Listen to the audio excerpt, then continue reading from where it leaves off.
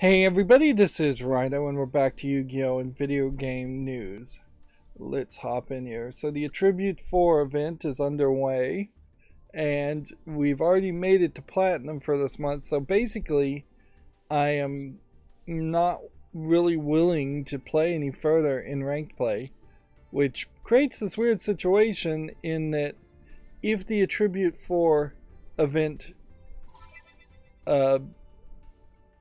goes away for a couple of days at the end of the month, I'm gonna struggle to figure out ways to do these daily quests because I played some solo mode and thus I have dual solo mode yet again, and this is probably about the third time this month where I've had the same dual and solo mode 3 times, which yeah, I can't imagine that most people would benefit from always very consistently getting dual and solo mode as one of your 3 daily quest challenges over and over and over again.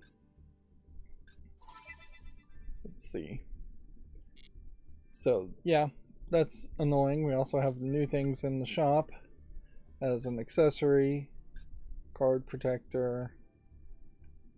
Let's see, some anime girls with wands, spirit charmers, I guess is the name of it. Not a ton of connection as far as spirit charmers, as far as what that connects to, as far as cards. For the accountability section, I can say I played a little bit of Yu-Gi-Oh! Lego DC Supervillains. I'm playing Yu-Gi-Oh! Right now. And I think for the most part, that's all I did yesterday. Yeah. Not a very productive day. In part, some of that is Lego DC Supervillains, that the levels are perhaps a little exhausting in their flaws. It definitely feels like Lego DC Supervillains is very much a half-finished game, and a game that does not deserve to have DLC when the main story is just completely missing there. Yeah, I tried to play in casual, and that didn't work as far as the daily quests. So, the hope here certainly is that we can just play in this to get the daily quest done. And so let's just hop in here and start playing. Yep. Last stream, average watch time was like 3 minutes, so we're 3 minutes into the stream right now. So that basically tells me that there are definitely people that don't even make it to the first game on the stream, and I just don't know what to do about that. Now, the problem with average is that it could be that there are a lot of people that watch way more than 3 minutes, and then there are a lot of people that stop watching in the first 5 seconds. Which inherently leads to the advice that you constantly see as a YouTube content creator to try to hook people in at the very beginning, and leads to the very more TV-like flash forward type videos or intros, or people teasing things and then flashing back narratively.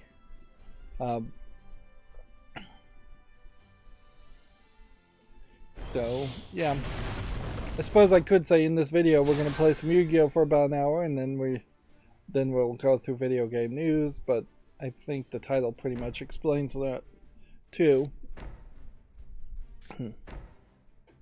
Inherently, I definitely suspect, and this is perhaps a small failed YouTuber's advice to other aspiring YouTube content creators, is the average watch time and all of that stuff that YouTube is so focused on probably just does not apply at all to people who are small.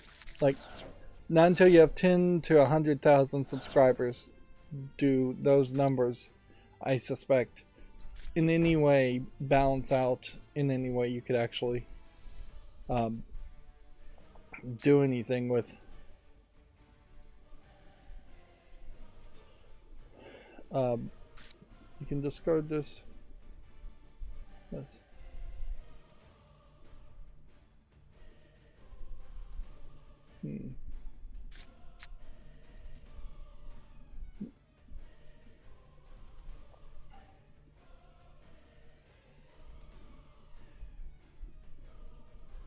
Okay.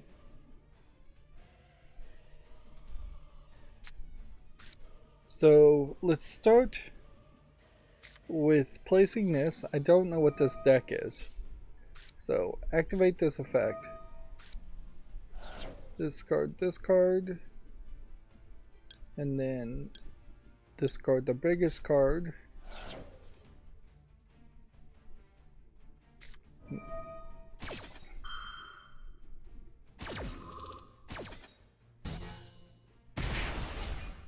And so he there just immediately defeated that strategy. This, I guess, is an Earth deck from the looks of it, so we're going to play just Earth cards.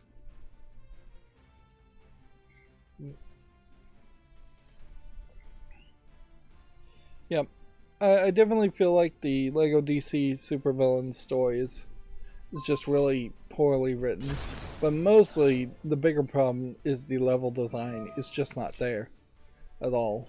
Like, whoever designed these levels did not design levels. They designed it arenas, and that was it. Okay, let's try this.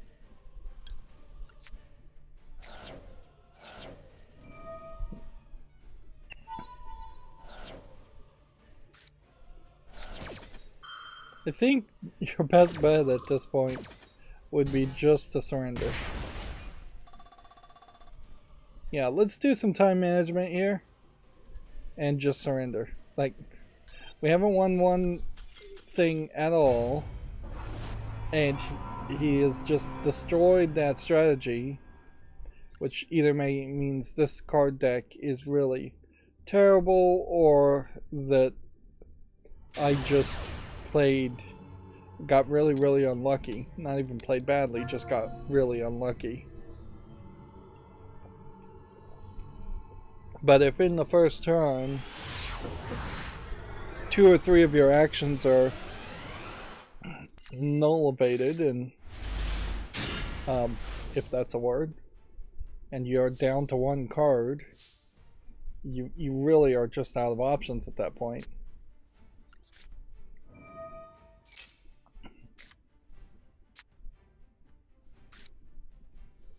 And I assume ultra rare cards are probably better than super rare cards, so let's try and activate those.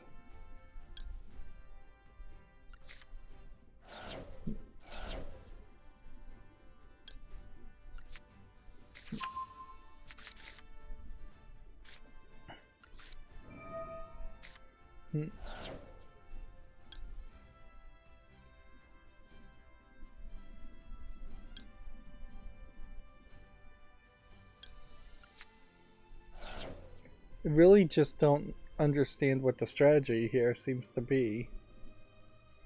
It seems like there's a desire to bring something huge to the field by discarding cards, but it's more difficult than it seems.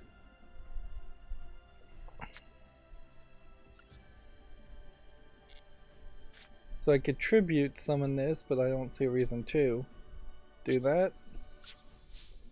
And that definitely seems like that at least let us accomplish our goal, but seems like the main next step would be to have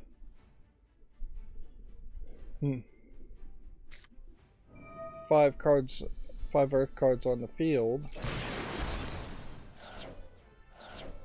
and it seems like it's going to be somewhat slow progress to get to that point.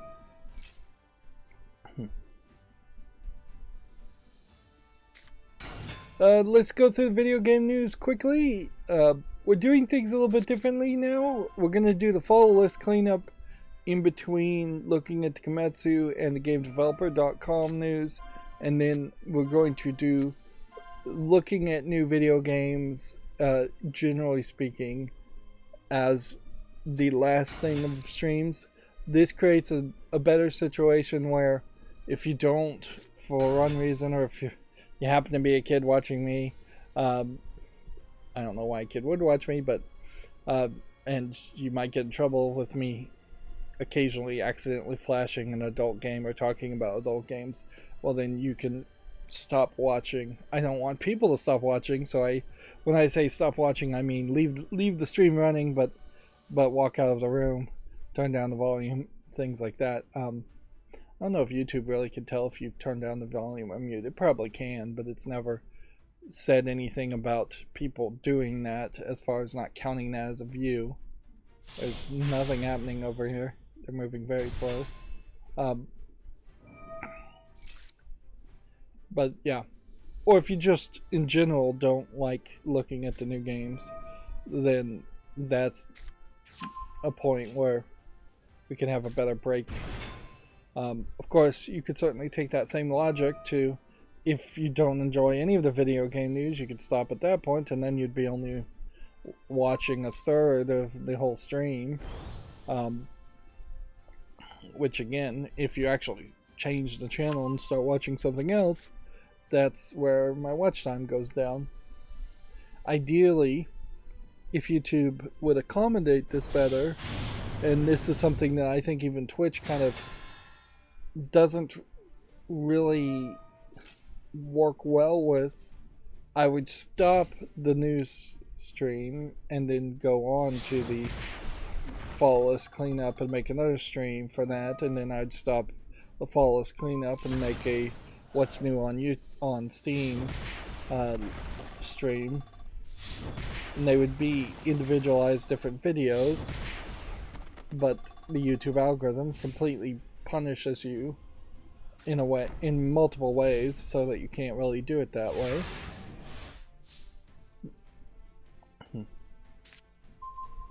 I will be getting the new harness bracket that I need to install the car radio I'm working on, so I'll deal with that later today and hopefully be done with it at that point completely. Although not completely, just even if I can just physically have it installed and no longer need to worry about the physical components and just then worrying about the software components, that would be progress.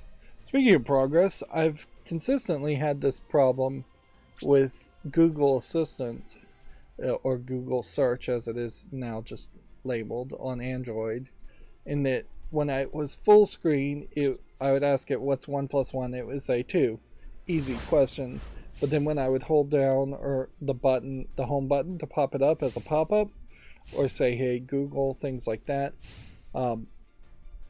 it would say sorry, I don't understand. And for some insane reason, it turns out that there's some level of corruption, probably account specific to the language that I'd selected, so United States English. So the solution, as insane as it sounds, is to simply go into both the settings of the pop-up and the settings of the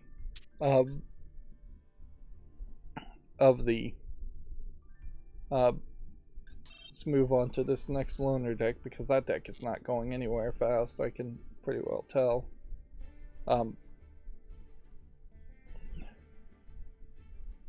Both the settings of the pop-up and the settings of the full screen, and just turn it to English UK.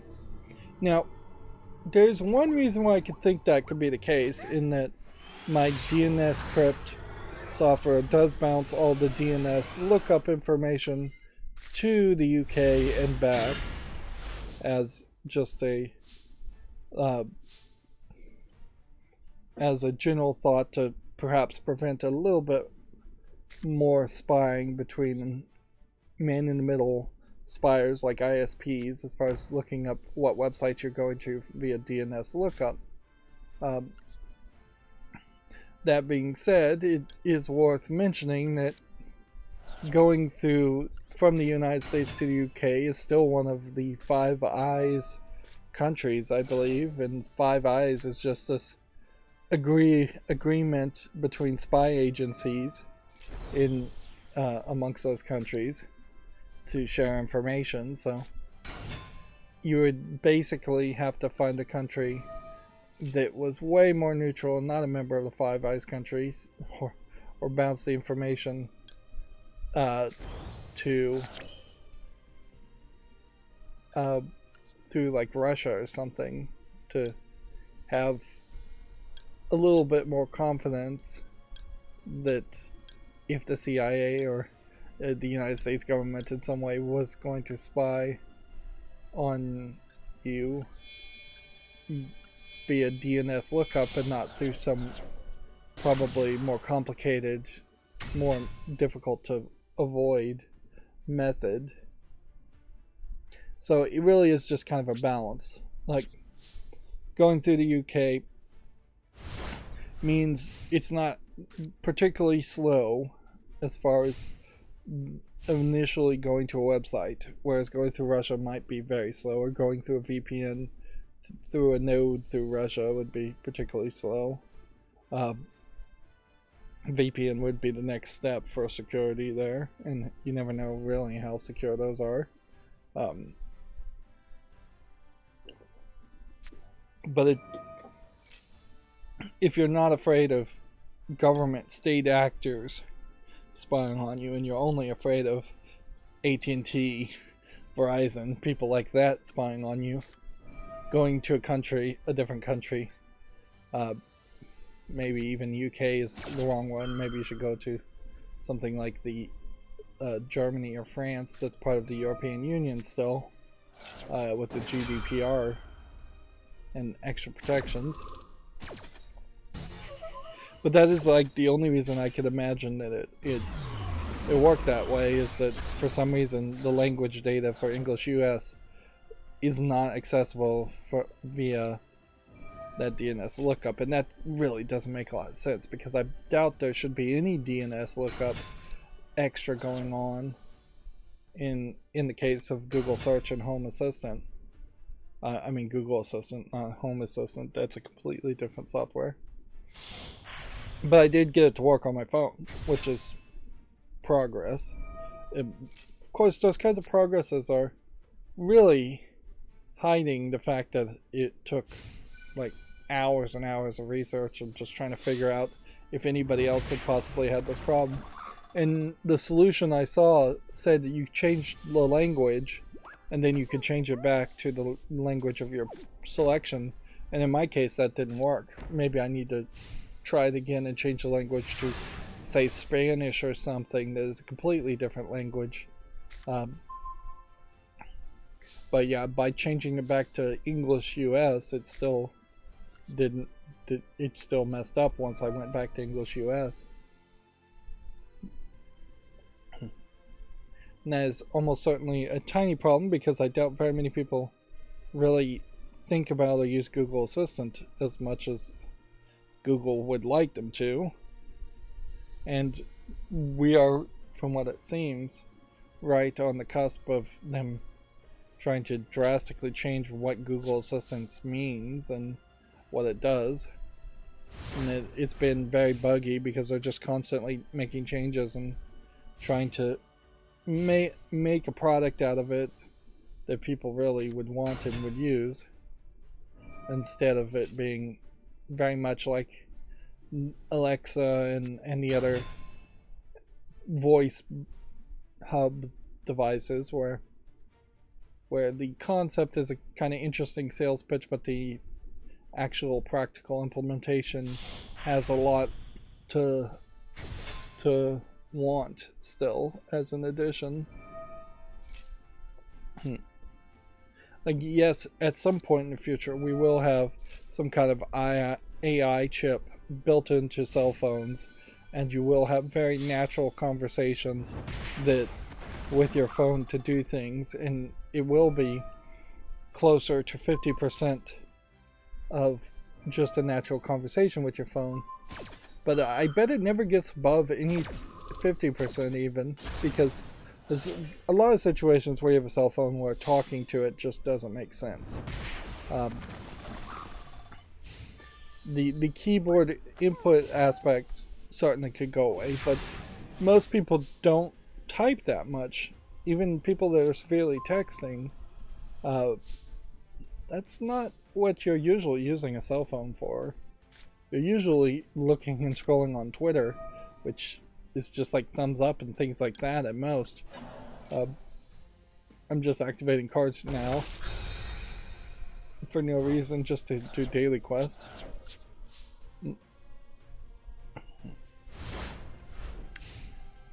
Moving on, let's talk about actual video games. Steam Deck says that people in Japan and Korea should look forward to being able to buy the Steam Deck via various retail partners, starting with a hands-on event at the Ideon Namba main store outlet in Osaka, which that would be Japan, not Korea. Honestly, putting Japan and Korea in the same post even might be a bit of a faux pas between Koreans and Japanese people who frankly don't like each other that much. One more loner deck to give a chance to. Like, and it's crazy, there's 3 selections here as far as Earth, Wind, Fire, and Air, or Earth, Water, Fire, and Air, and there's only 3 selectable decks. They couldn't even make a 4th deck around those attributes.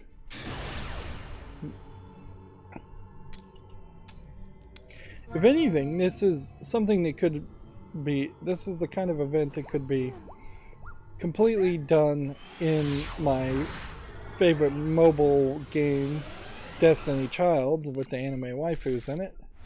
And I am super glad they don't ever have an event like that. They have somewhat something like this, but it is incredibly less restrictive. Because what they will do is you will have a world boss, which is either going to be a 5-person boss that you're fighting as an event, or a 20-person boss, which means either you're going to make a team of 5 people on your side or 20 people on your side. World bosses, I think, specifically are 20 people, whereas raid bosses are 5 persons, and they cycle between those 2 events every month. And each one of those bosses is going to have either a earth, water, fire, air, or light or dark color associated with them, and they will be weak to some other color. But nothing in those events forces you to play as any specific color. So if you have 5 characters that are very powerful, but they are the wrong color for that extra weakness, nothing in Destiny Child forces you to stops you from playing your strongest characters. And in many scenarios, depending on how you built your team up, your strongest characters may be so significantly stronger that it doesn't matter about the color benefit there. Of course, the comparison is a little awkward because in Destiny Child, you level up the characters and there is an RPG element in which you're improving your characters over time and giving them special items and accessories to make them stronger and deal more damage. Whereas in a collectible card game like Yu-Gi-Oh, you're not leveling up your cards. But yeah, I don't see, and that is why you would need the limitation here, is that by default, if you could just play every card, it would be incredibly easy for people to just play a top tier meta deck anyways and ruin the concept that they're trying to push with these events. That being said, it also then encourages a lot of people to just not play these events and just play ranked instead. If I had a slightly better meta deck that had been updated or more, if I was playing something like Tier Laments as a deck, which seems to be the thing everybody's playing these days in ranked, there would be a very good argument to just ignore this event and continue to play ranked and get higher up and try to reach diamond. And then there's the people that are going to play Yu-Gi-Oh! Non-stop and have way more progress in both just because they play a lot more. And that's something that I'd like to see games like this try to address a little bit more too, in the sense that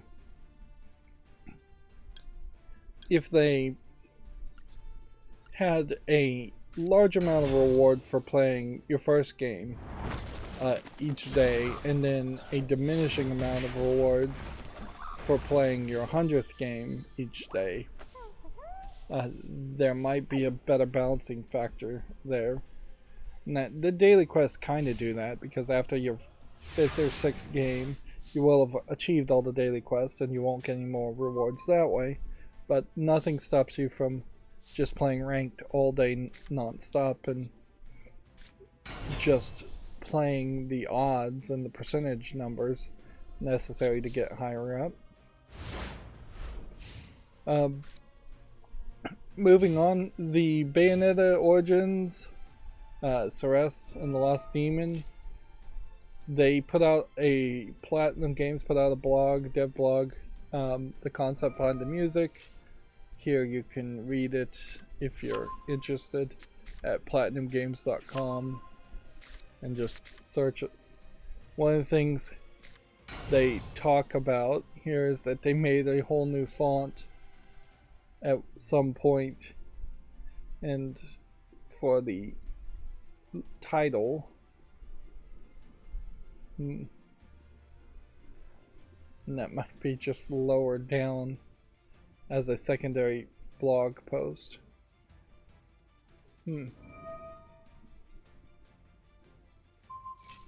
Yeah, I didn't even see it mentioned in that blog post, but that's what the Twitter link linked to was this. Maybe they what I'm not seeing here is any screenshot showing the title screen or a link that would give you the font set if that was the idea. So yeah, that's pretty useless.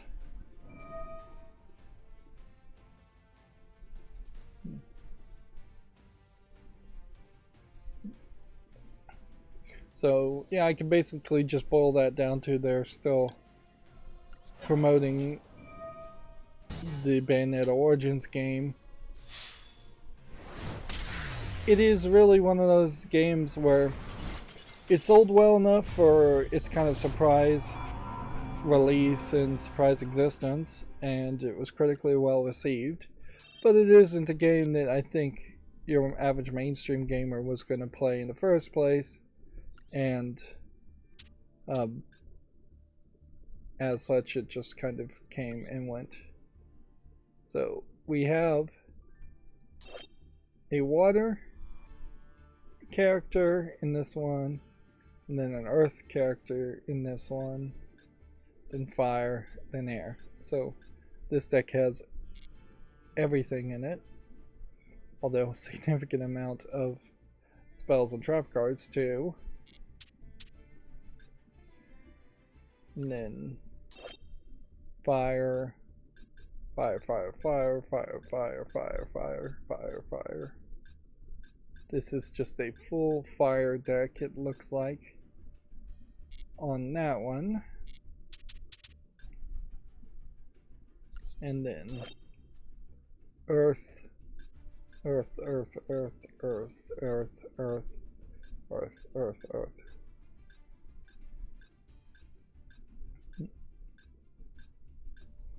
So clearly there was room for them to make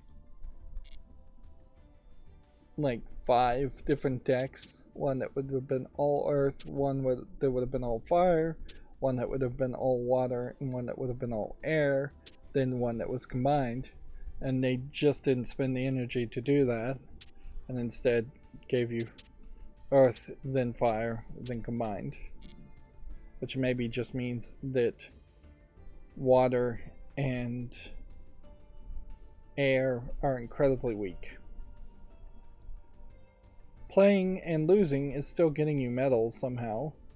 So this is an event where I could just waste a lot of time and eventually get all the medals necessary, even if I didn't win a single game. But I imagine you have to actually play. I imagine you can't speed up the process by surrendering or letting time run out. So there's no cheaty way in which I could just automate the process to click a button here to end the turn. And we are just now back to doing the same old, same old. The only thing I could be concerned about is that if there was some kind of link summon, special summoning action while using a modified version of my Zodiac Tri-Brigade deck, would I not be able to pull that off? Let's see. Dying Light seems to be getting some congratulations for Dying Light 2. Noticeably, they put out this 2D animation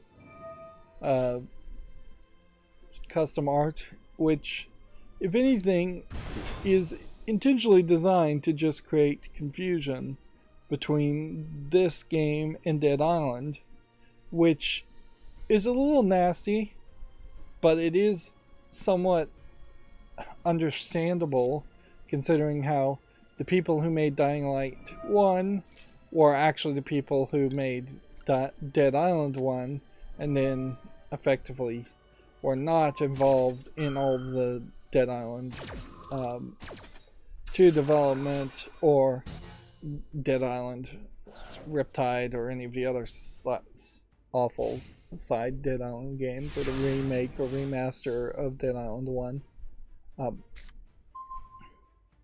And at a certain point, this is just an example of where buyers need to be beware, and things like copyright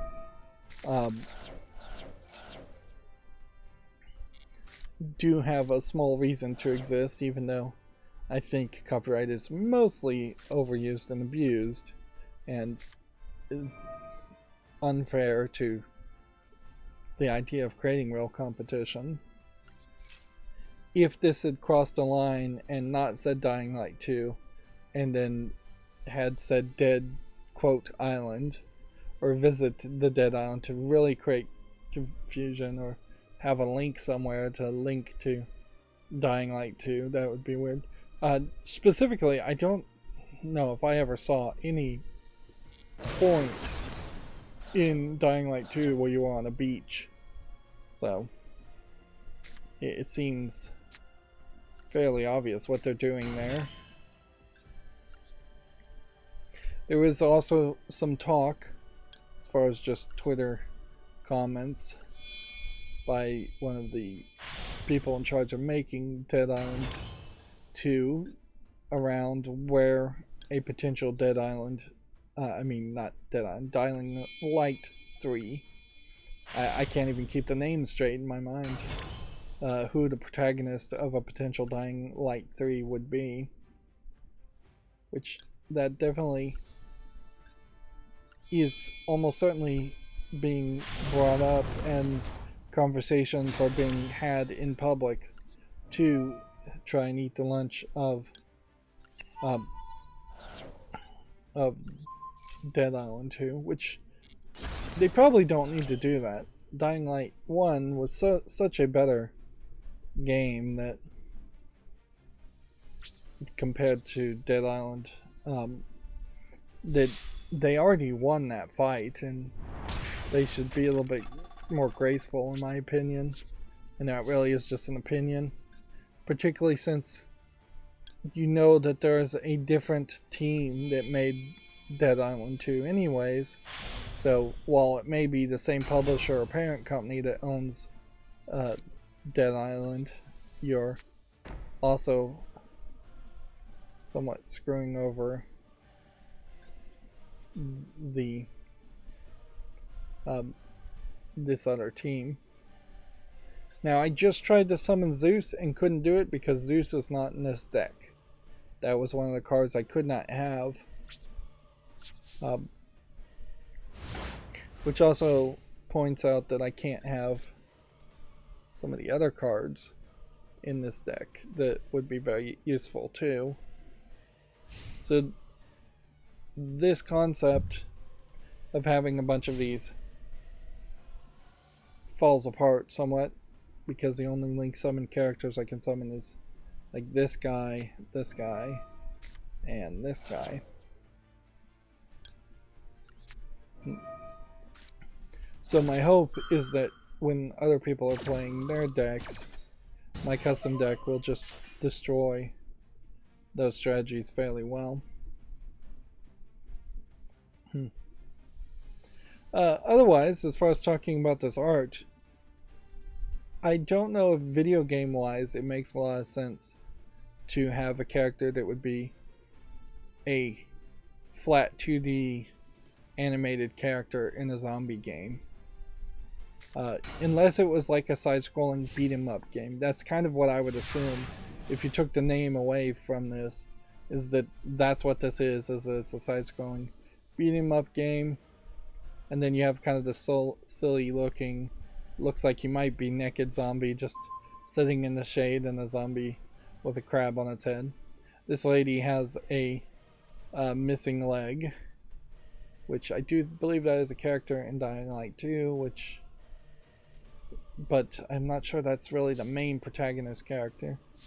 And then you have this ridiculous spear, which I don't know how much they really get into custom crafting weapons or anything in the Dying Light universe, or in Dying Light 2, that the custom spear would make sense. Okay. I guess I don't have enough people on the field yet. So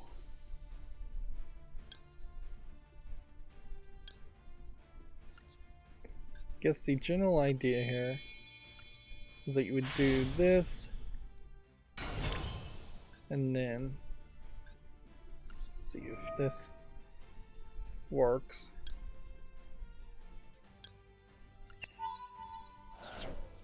To detach something, to like reattach something.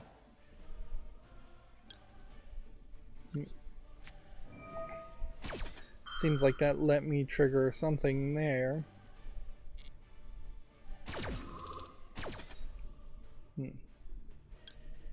So then maybe I can special summon two things here.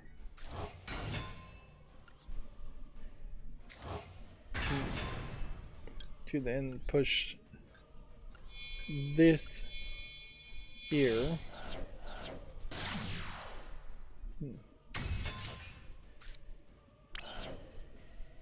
And then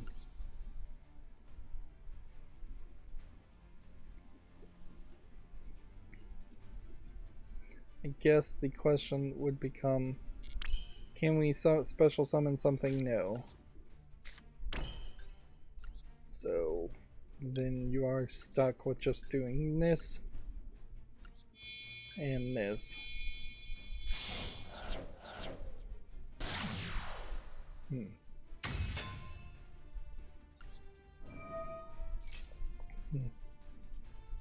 And that seems like that was a very roundabout way to just get that card into the graveyard so that we can draw something else.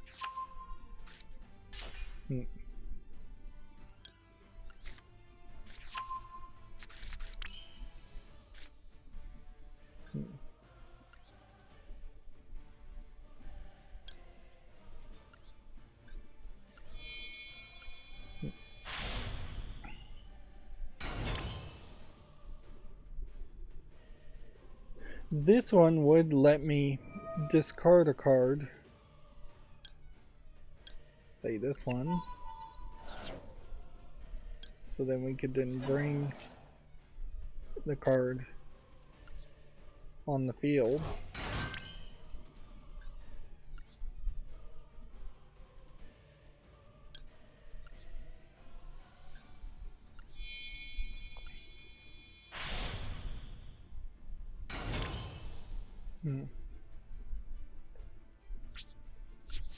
That's a lot of work, though. A lot of work to accomplish very little. I'm gonna have to relearn best ways to implement this deck.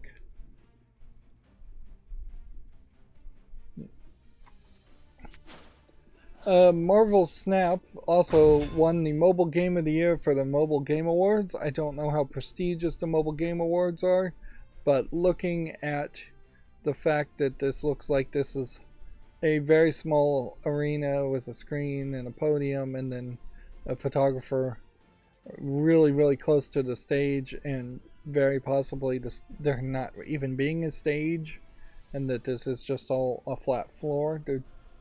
Either that's really dirty carpet or there is no carpet there. I wouldn't think that the Mobile Game Awards are that big.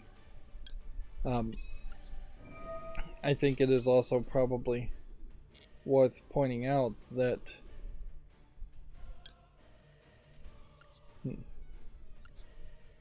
let's see, that these guys from Second Dinner, I imagine mostly, are still doing a very standard video game thing in which nobody is dressed quite appropriate enough for an event. The presenter lady here looks decent enough. Perhaps maybe she's got a little bit too much ankle for either a skirt or a dress, or not a skirt, a dress would be appropriate, or pants. This guy looks like he's fairly well dressed, but then it's standard. Let's not have a tie, let's have an ugly shirt not matching a jacket, and then jeans all the way down, or let's have a zip-up hoodie and jeans, or let's just have a button-up shirt and jeans. It really behooves these events to kind of enforce a better dress code if they ever want to feel prestigious. Yes, there is a lot of nonsense and pomp and circumstances around something like the Oscars, but it allows the Oscars to create a situation where it feels prestigious, even really when it shouldn't.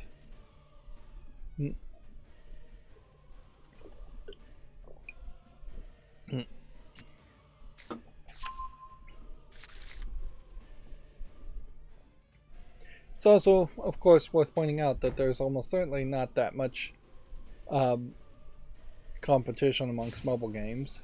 It's just the competition is really, really low, and arguably I don't know if Marvel Snap deserves to win a Game of the Year award. I don't even know what this Cibo Games is. Subway Surfers. I guess they're friends of them, of the developers at Marvel's at Second Dinner. That's an odd combination there. Congratulations to fellow winners, especially Cibo Games, not naming any of the other fellow winners.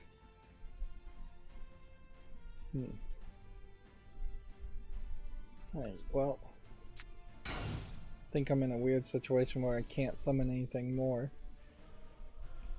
I suppose it is also worth pointing out that Marvel Snap hasn't really addressed a major amount of its problems as far as collecting cards and getting cards so you can actually play them, but they do seem to be shifting up things a little bit, and they are focusing specifically on one card, this Jeff card, a lot more. And yeah, it probably is the better way for things to go, is that I'm going to run out of time if I'm not careful here.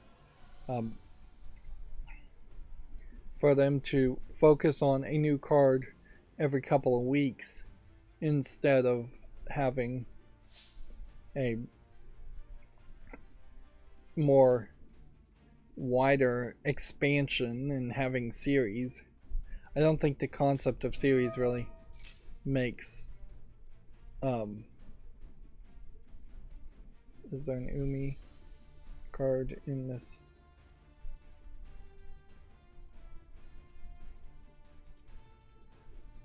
I don't see anything that says Umi. So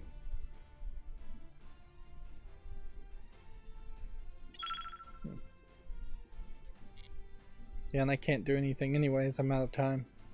I need to just cancel, let it go. See if this trap works.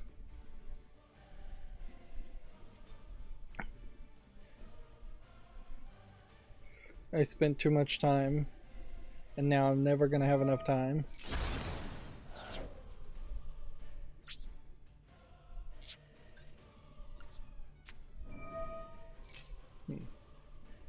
21 seconds. 20, 19, 18, 15, 14, 13.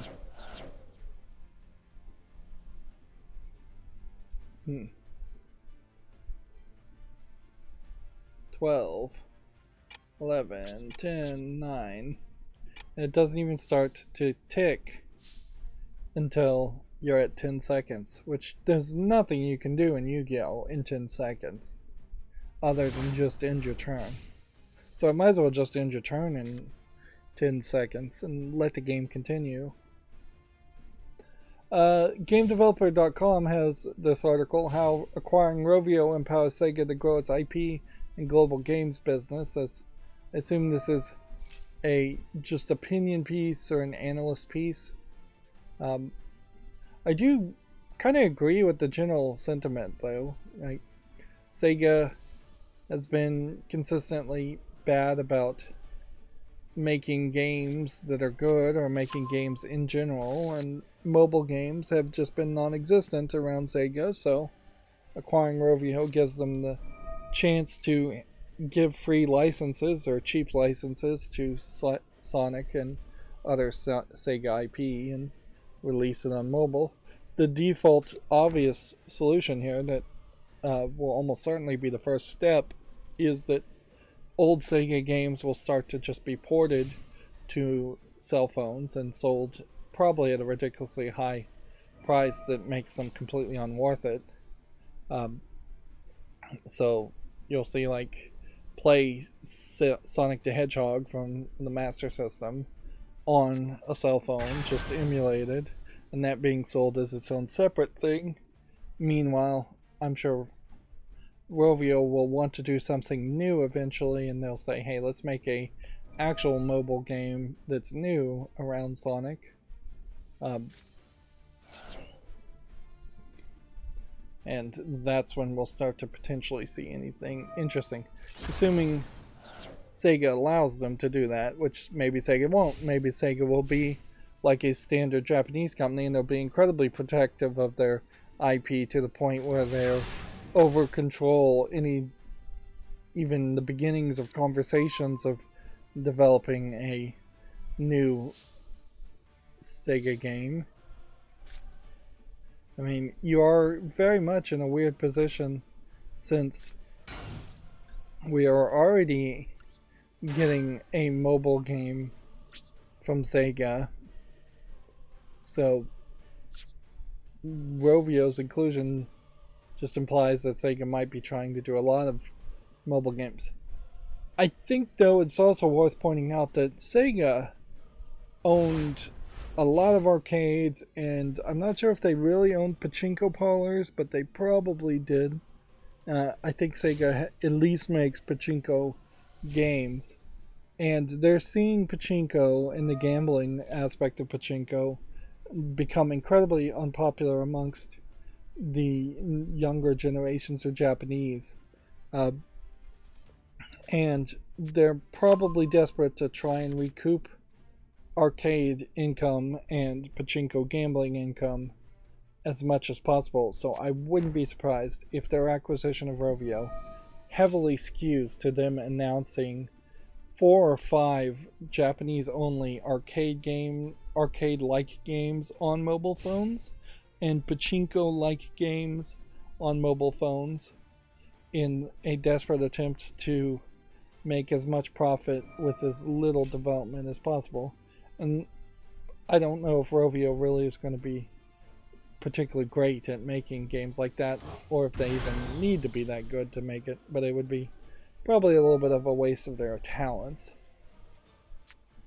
So yeah, this could go very much nowhere, and if we see Sega games that are just gambling pachinko or arcade machines designed to steal microtransaction quarter equivalents, or even it could be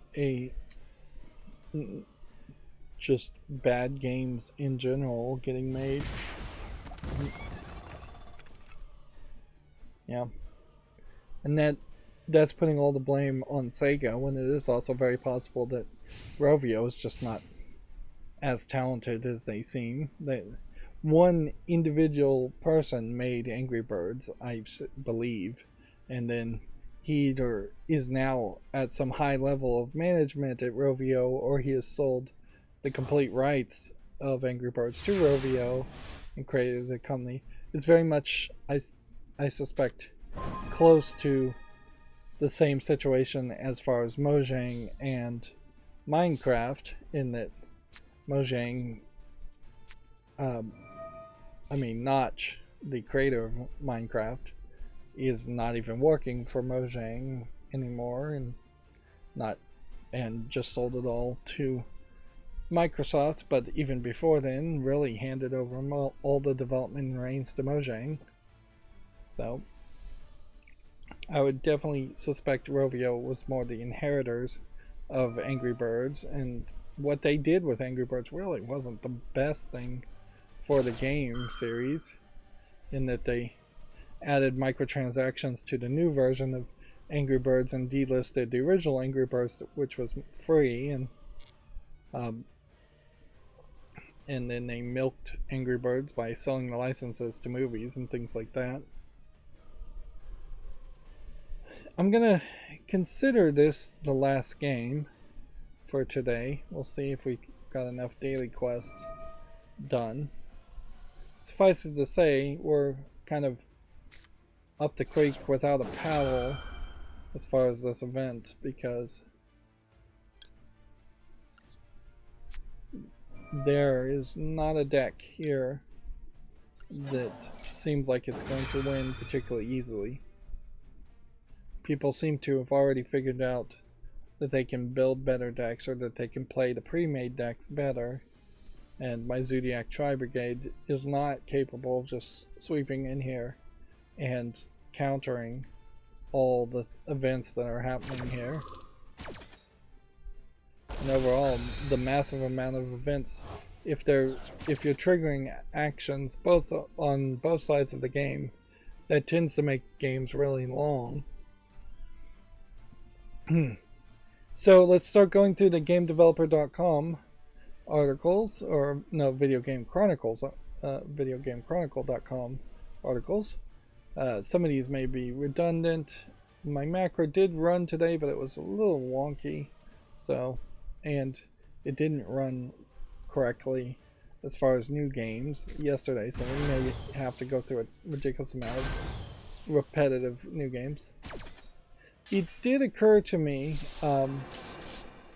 that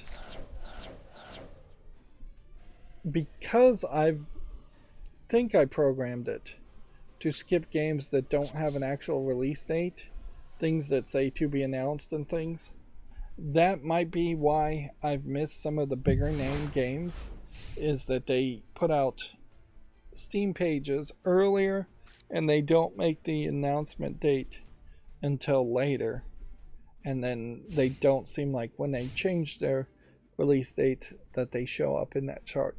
So there is definitely a reason to think about changing the code to open all new games regardless of whether they have a release date or not. That way I hopefully will be able to see all new games coming out, even if it's coming out very far in the future. There definitely are some major AAA games that get listed on Steam months in advance, but yeah, whatever. It's better to have to deal with games that say to be announced and then never get released years later than miss games, particularly if you're missing big important games. The Video Games Chronicle article here says US sales for the PS5 are now tracking ahead of the PS4 in a time-aligned basis. Oxenfree and Bomb Rush Cyberpunk dated from Nintendo Indie Game Showcase. That's this is all old news. The latest PS5 system and DualSense Edge controller updates are now available. Sony says the console's update includes message and usability improvements. What we should be looking for is, at this point, whether the PlayStation Network drops the ability to share via Twitter, because Microsoft has removed that ability because of the API changes. They're increasingly companies, even big companies like Microsoft, are not willing to pay even what would be relatively a small fee for API access, which in general an advanced programmable interface having to pay for access is something I think most people would not agree to pay. But Twitter also is really just has irritated companies and people. So we had one to begin with, we got 18 done. So in the next 10 days, which that would take us to the end of the month, we need to do 17 more spell and trap cards, special summoning, let's see, I guess 31 more monsters, and then normal summoning 13 more monsters, and then dueling 26 more times. Yeah, and very possibly dueling 26 more times and losing may get you halfway there as far as that. We did get daily quests done. Noticeably though, winning in a duel didn't happen. Destroying a card needs to happen one more time. We got the login, and we got all of that, so.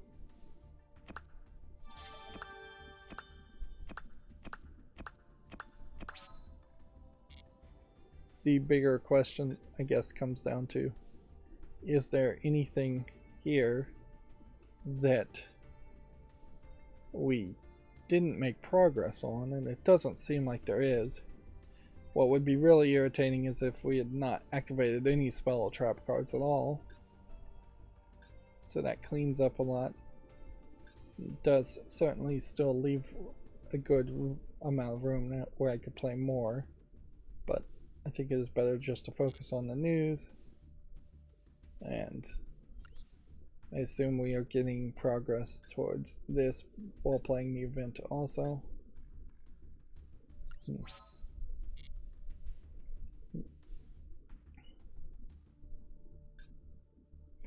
In all fairness to this game, I would say they did tell us that the attribute event was happening. So I could have spent the extra time to make a deck like this. Let's see. Create a new deck. Let's see. No. Copy from my deck.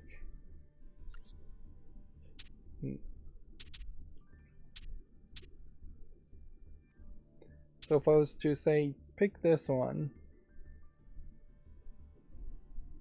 this deck would probably have some major problems.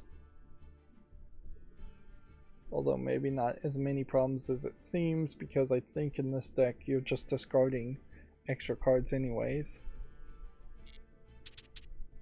I'm wondering if any of these decks might work fairly well.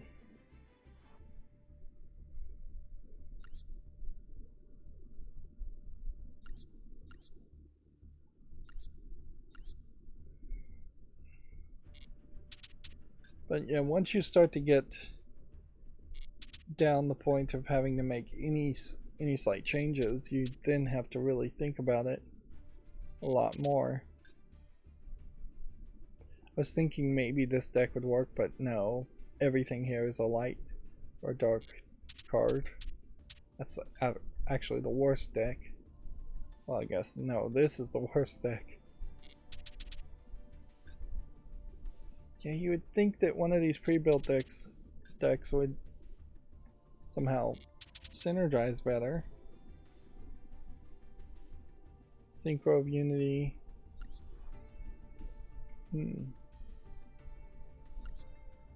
Any pre-built deck that has 3 things in it probably means that's a card you want to play.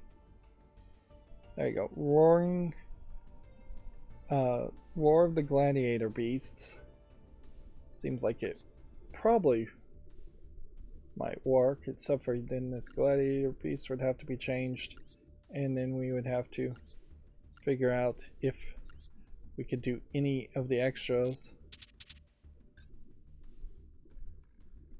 Nope, Gym Knight's Revolution is perfect. Look at that, we don't have to make a single change on that one. Let's see, starting deck. I assume this is the actual starting deck I made originally when I first played the game.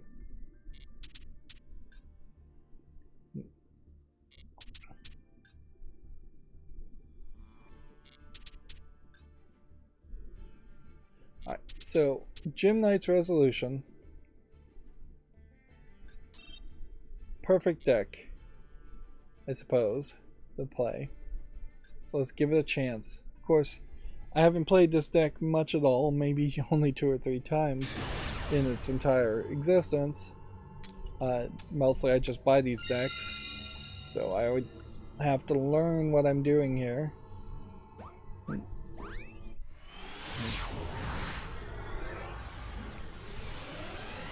While we're doing that, here's that story I was talking about. Techland is asking players who they'd like to see as the hero in Dying Light 3. Subtitle here, disclaimer, this is not Dying Light 3 announcements. I think it probably does benefit them to probably tease and promote the idea of a Dying Light 3 pretty quickly, since Dying Light 2 didn't really top Dying Light 1. The options they're asking is if you would want the hero of Dying Light 3 to be just a survivor, or a Night Runner, or a Pilgrim, or a GRE agent turned good. And people seem to be interested in a GRE agent turned good. Now, I have no idea who any of those people would be. Just a survivor, I assume, is just a survivor. And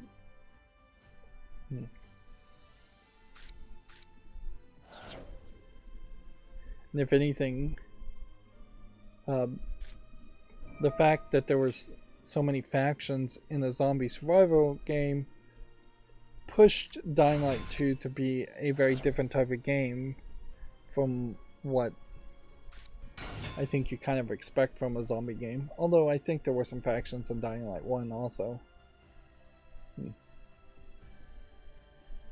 But yeah, there definitely was a feeling as far as just the promotion and advertisement of Dying Light 2 that there was a lack of emphasis on zombies in a zombie game. And yeah, once again, this is all being tweeted out right as Dead Island is being released, as just yet another way to steal the advertisement and steal the oxygen from the room as far as zombie games are concerned, and confuse people as to which is the new zombie game people might want to be playing.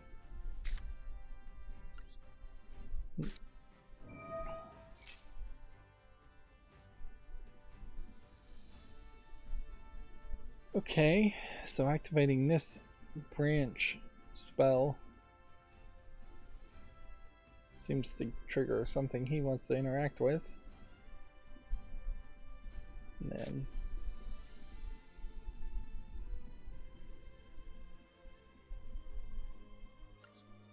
okay.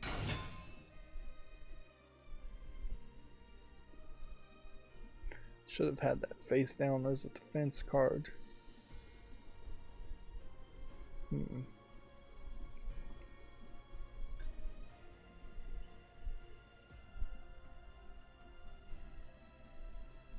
During your main phase, you can return this face-up card to the field to your hand.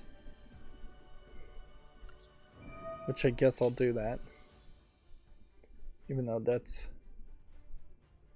a weird thing to do.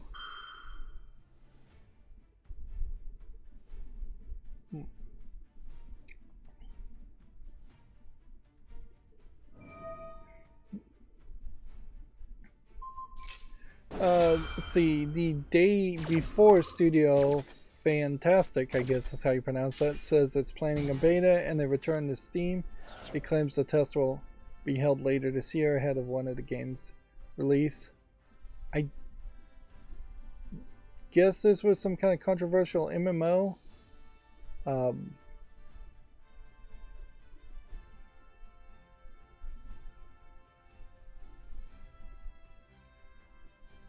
Let's see.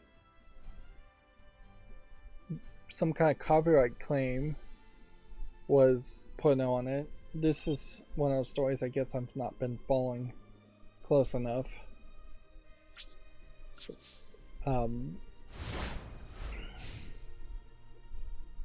Seems like there's a lot of people wishlisting and interested in this, and looking at this trailer, it looks like a zombie first-person shooter game, maybe with some dark screenshot syndrome on the video title. But yeah, does this look a little bit like PUBG and every other good quality, relatively good quality first-person shooter? Yes. Is there a real problem with that? No. Could you claim a copyright around anything I'm seeing? Doesn't really look like much of anything. Could be copyrighted, so I assume it's just the name, and the day before doesn't really feel like a name that should be copyrighted.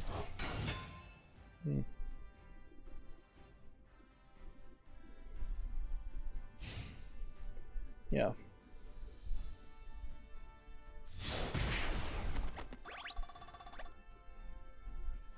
Developer Fantastic delayed the second most wishlisted game by 8 months in January. Oh yes, now I remember. I just have to flash back on the links here. I'm getting my butt handed to me. I was definitely not given an opportunity here to do what I needed to do with this draw. But it could also just be that this pre-made deck is not particularly strong. So this was the game that was delayed, and they claimed it was trademark issues, and then there was a lot of suspicion around the idea as far as the reason that it was being delayed, or the that the game was delayed was not really trademark issues, but that people were alleging they were stealing assets from other titles. Although, in all fairness, those could just be license assets from the Unity or Unreal Engine store that everybody uses.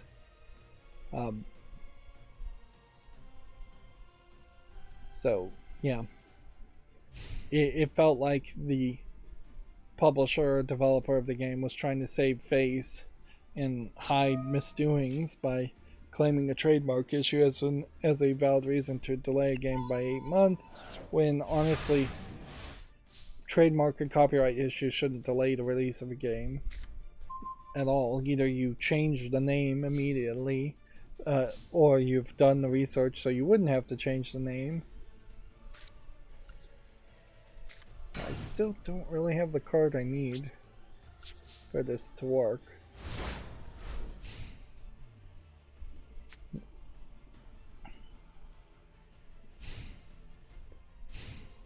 Let's just see if this one ability works the way I think it does.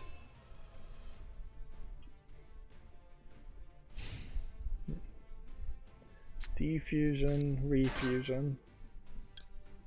Activate this effect. Toss this into the graveyard. Increase its attack. Which is just going to let this one attack. And I don't have another card. Wait, why can this one attack directly?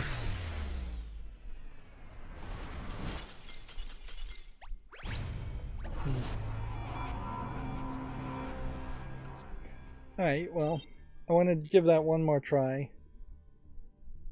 And we'll play a little bit more slowly, working our way up towards the gems.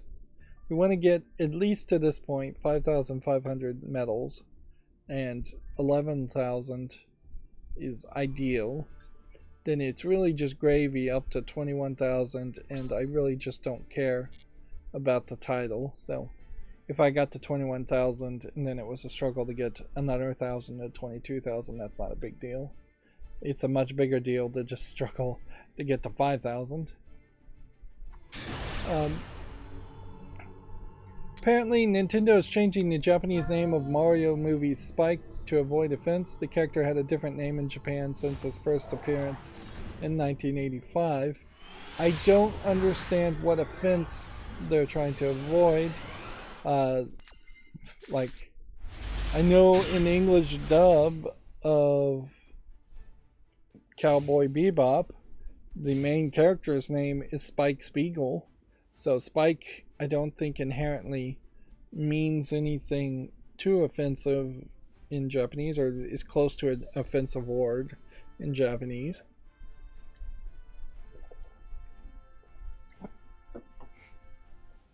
So, yeah. Spike apparently is part of Wrecking Crew.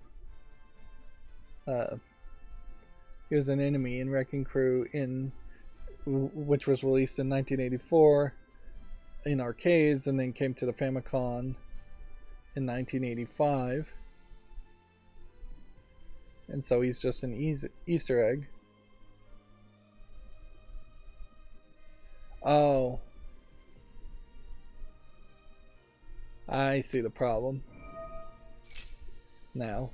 He apparently was originally called Blackie in Japan, which, as depicted in the movie, he does not even particularly seem to be of a dark pigment intention. This would have been an era, certainly, where you would have Pac-Man and you would have the ghosts like Inky, Pinky, Blinky, and Dot. And so I could see them leaning into that.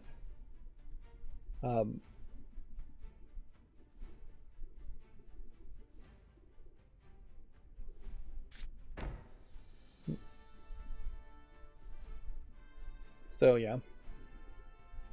Here you can even see the original version of the character. He has pink skin, just like the other Pixel characters. So yeah, you really just say, yeah, they're trying to avoid controversy and getting canceled in modern times. based on not really having that same history of the same kind of racism that existed in the United States, as far as United States history. And so Asian racism, or infatuation, whether it's positive or negative racism, oftentimes I think it is just positive racism, leads to them not really thinking too much about these types of things, particularly back in the day.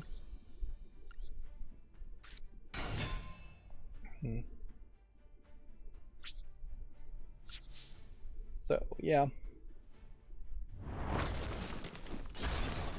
And they are trying to be family friendly, certainly, so it makes a lot of sense.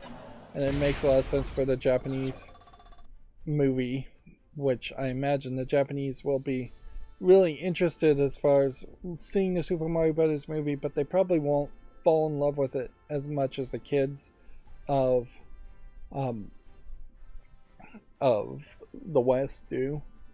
If anything, just the 3D CGI aspect here is going to turn off a lot of Japanese fans, as far as anime fans, that I wouldn't be surprised if people go, oh yeah, I don't like that animation, or that it's just a kid's movie, so I don't really care about it.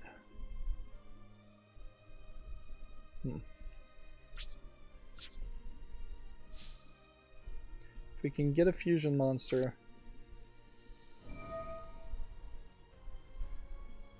that would be great.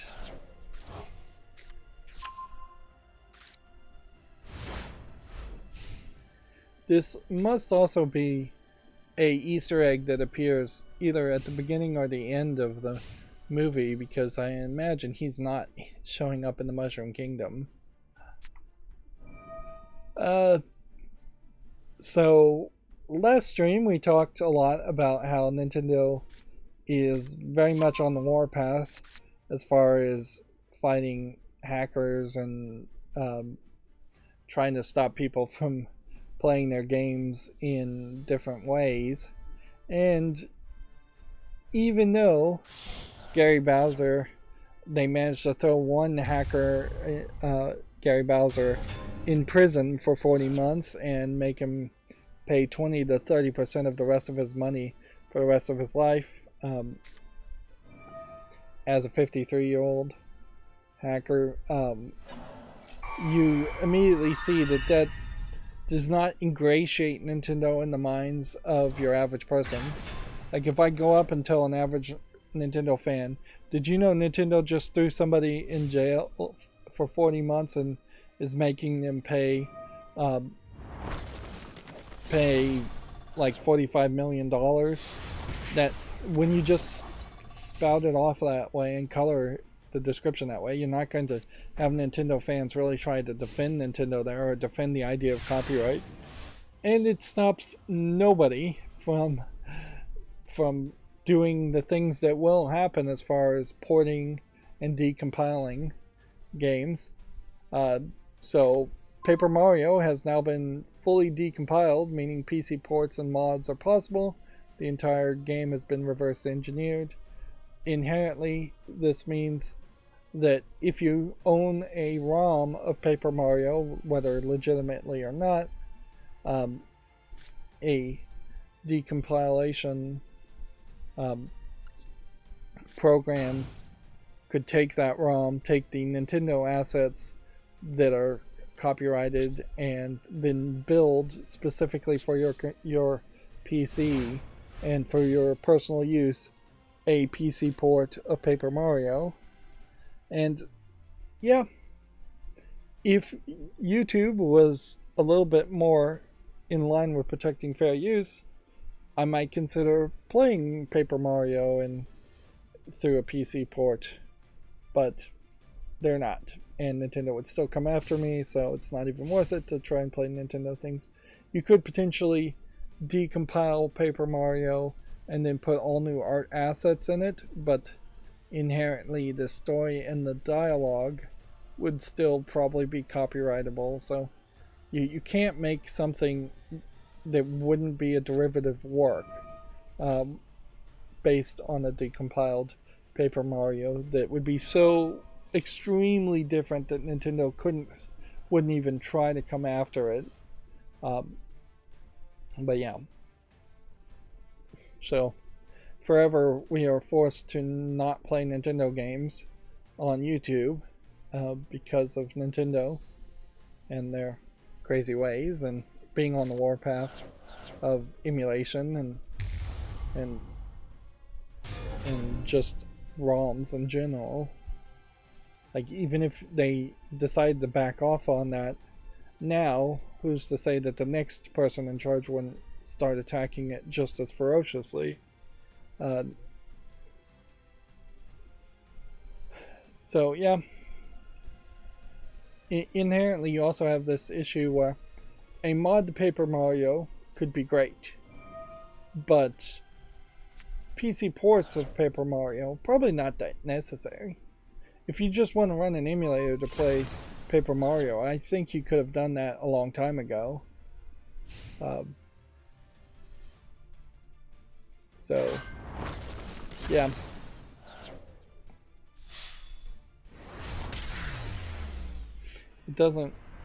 it's not like Paper Mario was a super difficult experience or thing to emulate. Nintendo 64 games are generally somewhat difficult to emulate on like Retro Pis and Raspberry Pis because they're underpowered. But if you were going to really do emulation on a PC, you'd be fine. So trying a couple more times, didn't really get anywhere on that. It still did not win a duel. Still did not destroy a card.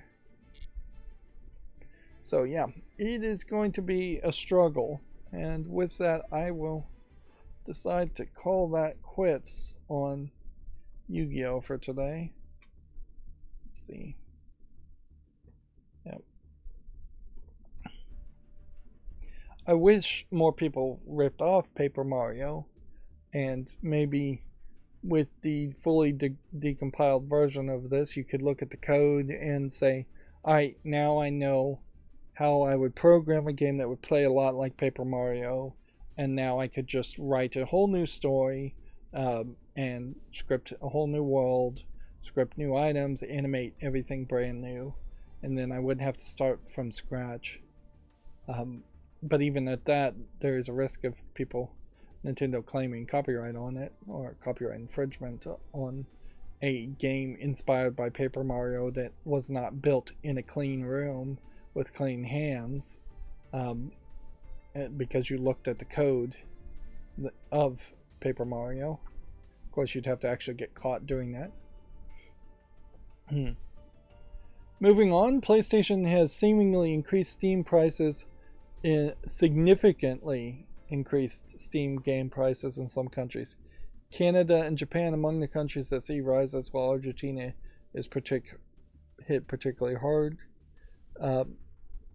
Yeah, it is always been the case that Sony has not cared about PC games or PC ports, and it was frankly shocking that they even ported these games. And this certainly highlights arguments from the US that Sony and the Japanese government have allowed Sony to have a monopoly in Japan, and they are now abusing their monopoly by having non-parity prices for the PC ports, rising in Japan between 29 to 32.5%. That is a lot of an increase. Argentina for Sackboy and Returnal rose by 67%.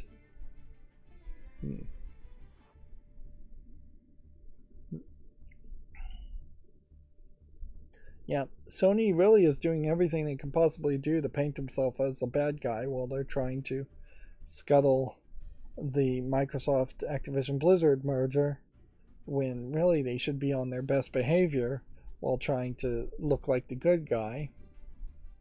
If anything, maybe that is them waving the white flag and saying, well, you know what, we're going to lose this merger attempt, so let's instead try to make up some money by screwing over PC players, because we can't directly screw over Xbox console players.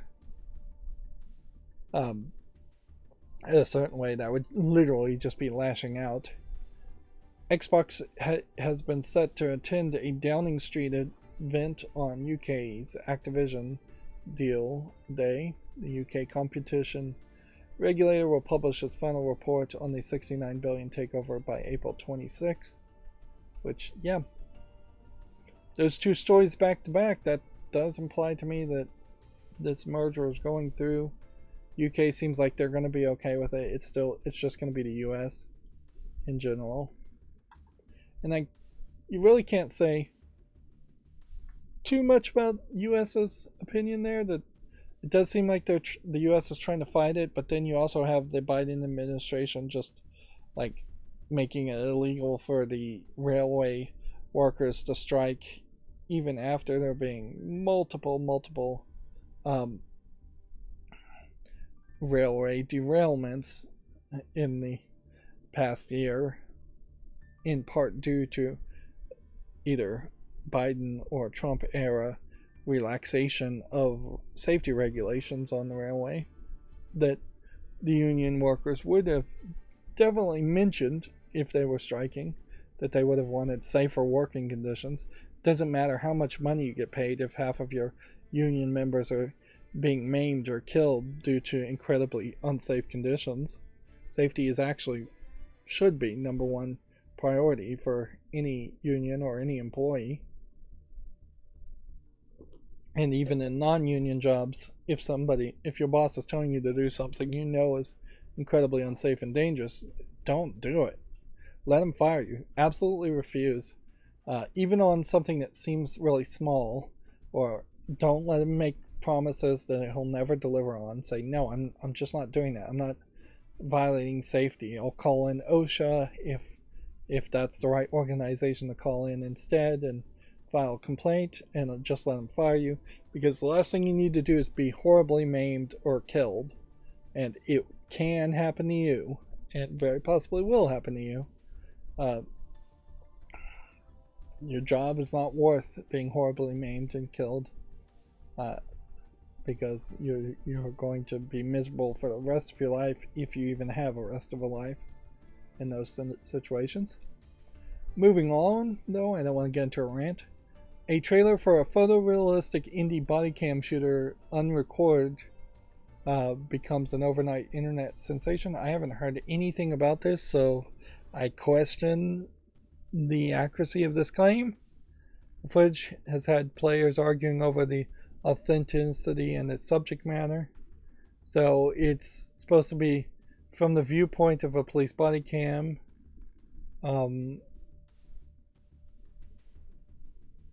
The screenshot I'm seeing here, to me, could be real, but I suspect is not, because of lighting reasons.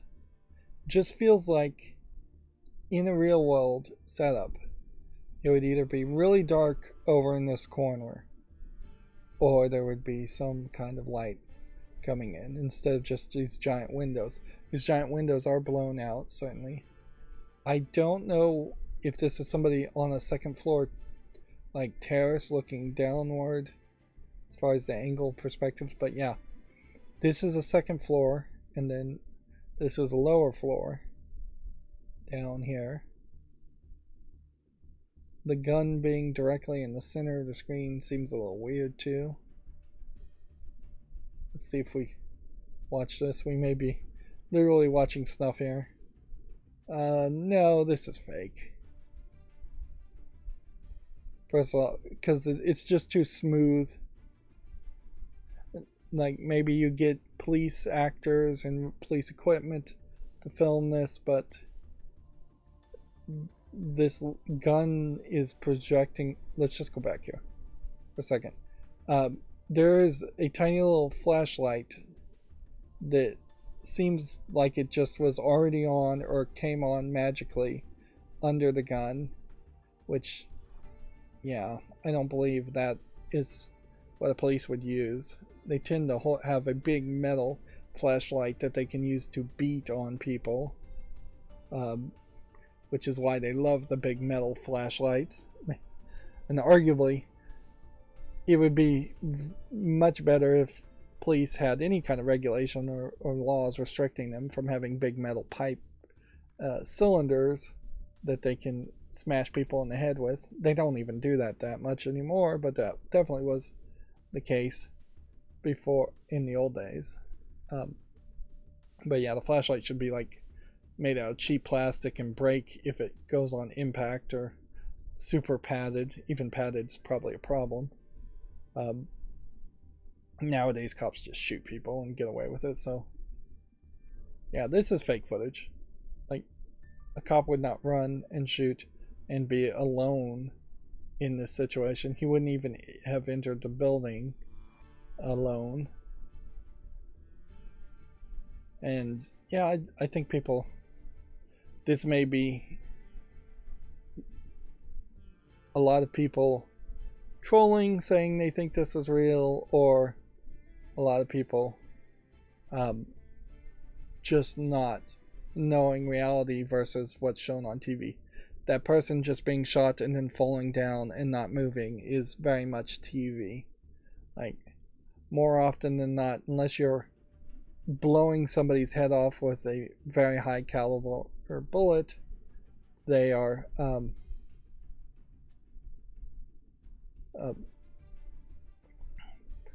still going to roll around on the floor in pain or keep on moving. The fact that you saw multiple options there pretty much screams that it is fake. Yeah. I don't know if this is particularly going to be an interesting game.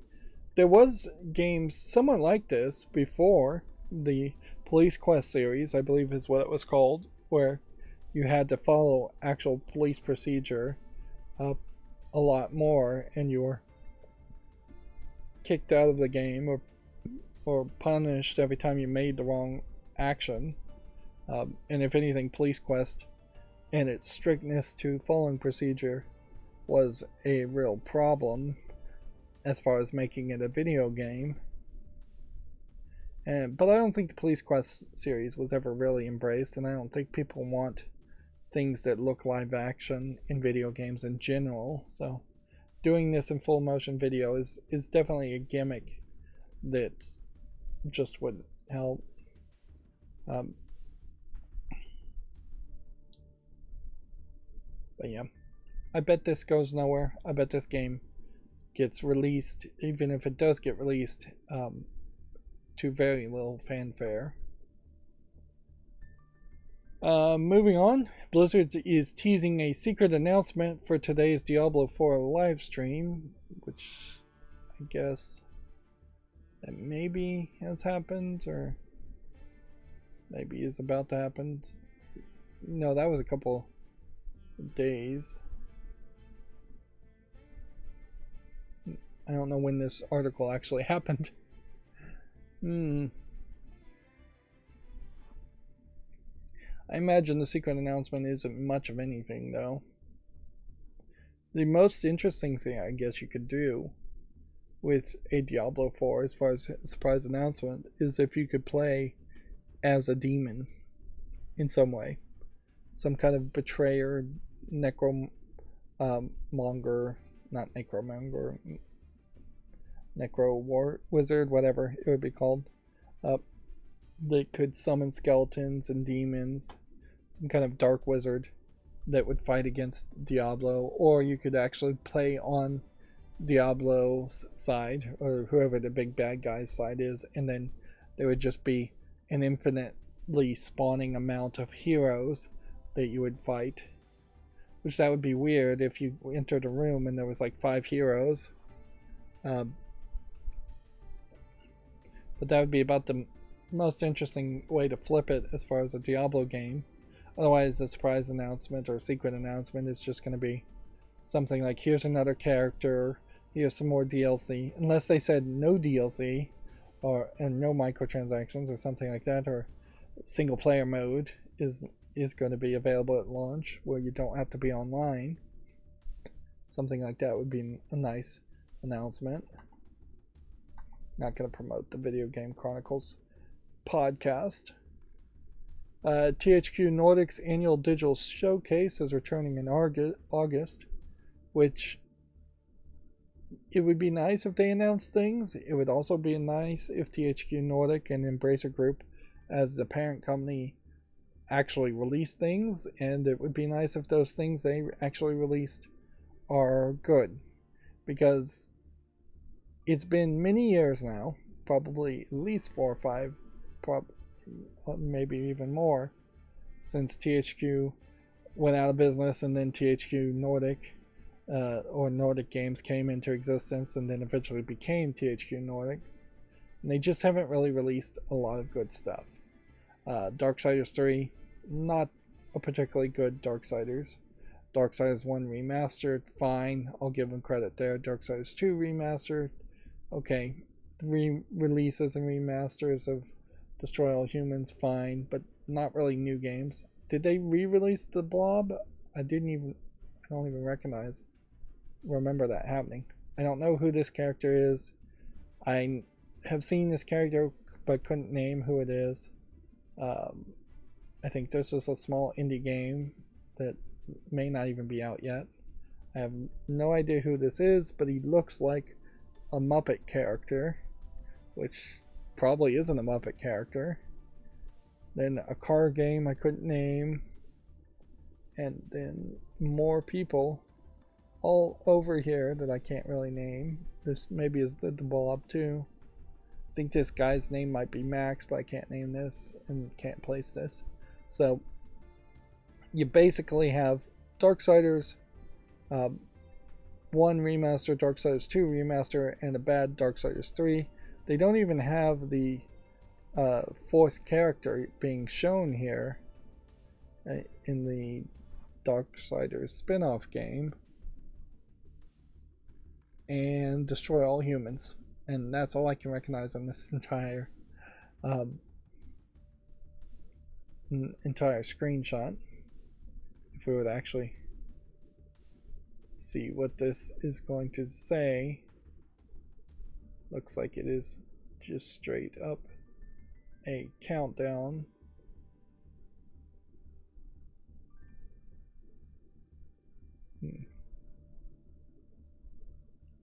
Alone in the Dark, Outcast 2, and Trine 5.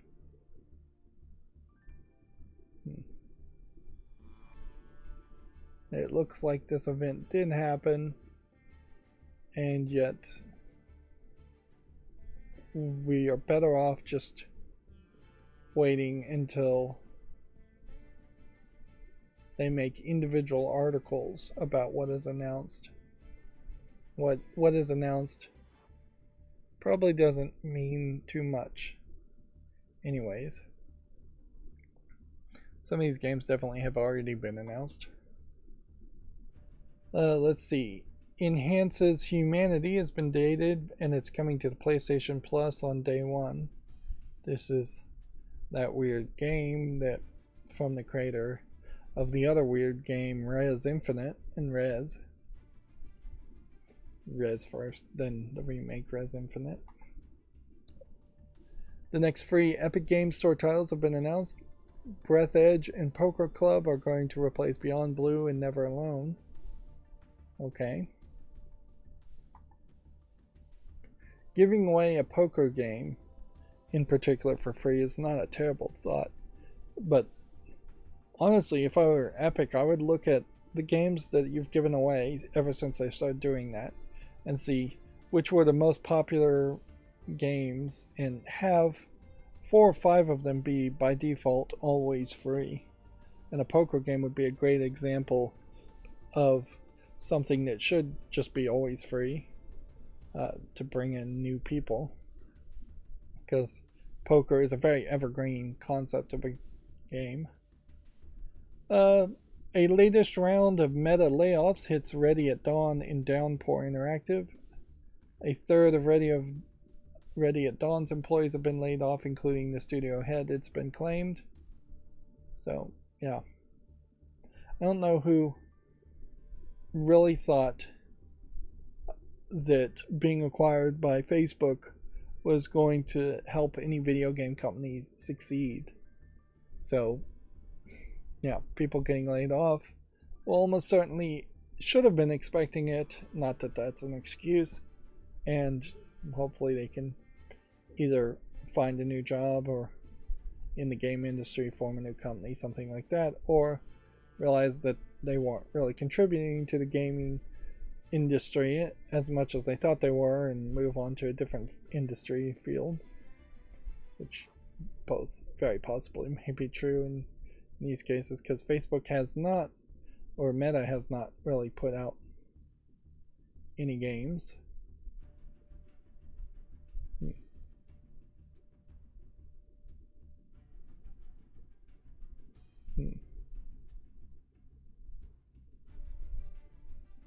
What's funny though is we have this Humanity announcement here as a trailer, and I don't know how or if that even connects to the story that Video Games Chronicle is talking about. Doesn't seem like it does. They seem to also be planning to lay off another 10,000 jobs in May. There was definitely a massive overhiring, certainly by a lot of companies too, so. But when you're talking a third of your employees, that's a lot.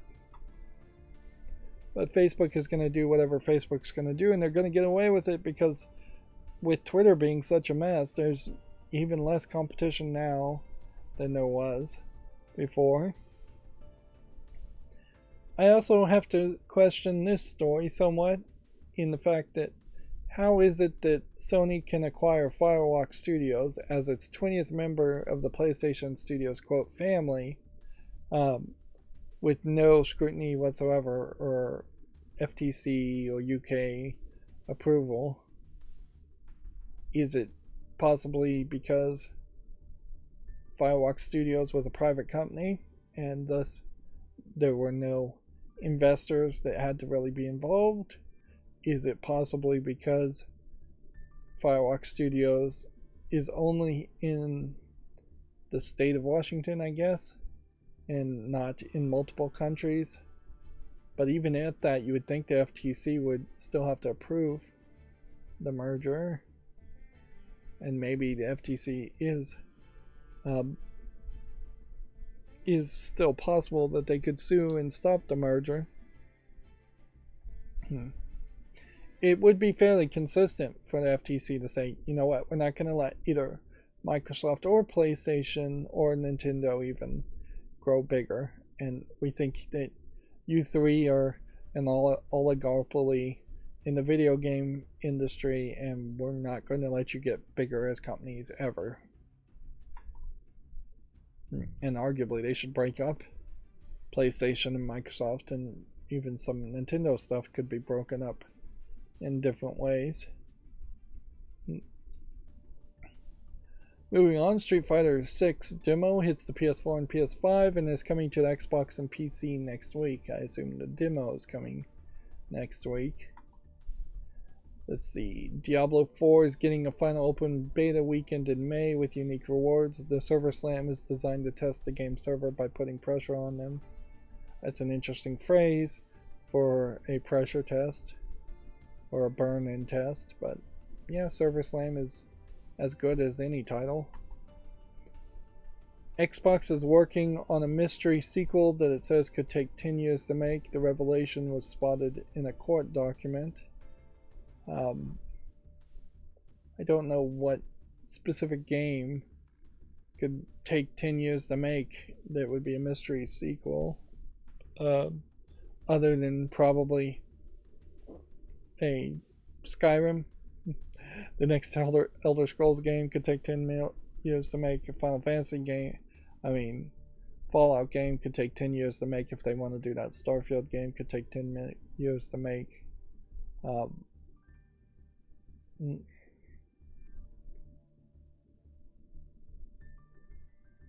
a Microsoft franchise sequel and a possible 10-year dev cycle. It could be a sequel to Minecraft, even. Like, you could say it could take 10 years to make any game if you want to take that long. Unless it's a game that ends in like 2040, and that's the reason why they would take 10 years to make it. It's highly unlikely, though, that a game now, even released today, would need to take 10 years to make a sequel to it. And the further you go back for older games to make remakes or sequels to, like, there's even less reason why it would take 10 years to make a sequel to it. If anything, the 10-year development cycle might be that they have somebody on board who's building another game at the moment, and so they're going to bring in some like famous producer from like one of the Final Fantasy games and say, yeah, he can't even start to work on the project for 4 years, so that's why it's going to take 10 years to make. That would make more sense than anything else. That really is not news as far as an idea. Is just that they probably picked a random number and put it in a court document, and now people are speculating endlessly on something that almost certainly will never happen or won't matter. It's not relevant information that you can action on, or so it's not actionable information. You can't pre-order a game that's going to be developed over the course of 10 years. Moving on, Video Games Chronicle says Ubisoft shows off the Division Heartland and revealed Division 2's Year 5 roadmap. If you want to check out that article. A UK insurance company is offering a £8,000 Dead Island themed wake, which, yeah, definitely feels like they once again are going with a kind of gory, ridiculous advertisement campaign. But it does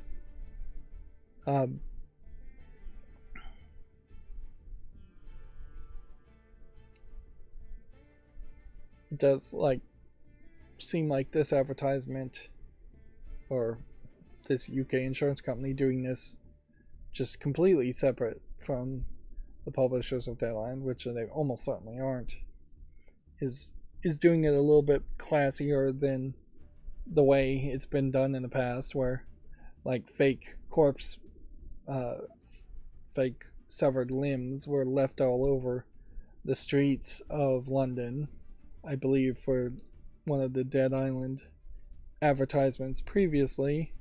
And then originally there was also in Dead Island a somewhat controversial bikini zombie lady that came in the super premium collector's edition that was this odd, like, beheaded character where it was showing the boobs and maybe a little bit of the bikini bottom, but the head was cut off, and there was just this kind of odd mix of gore and titillation in it that caused some controversy, perhaps too much controversy for what it really was.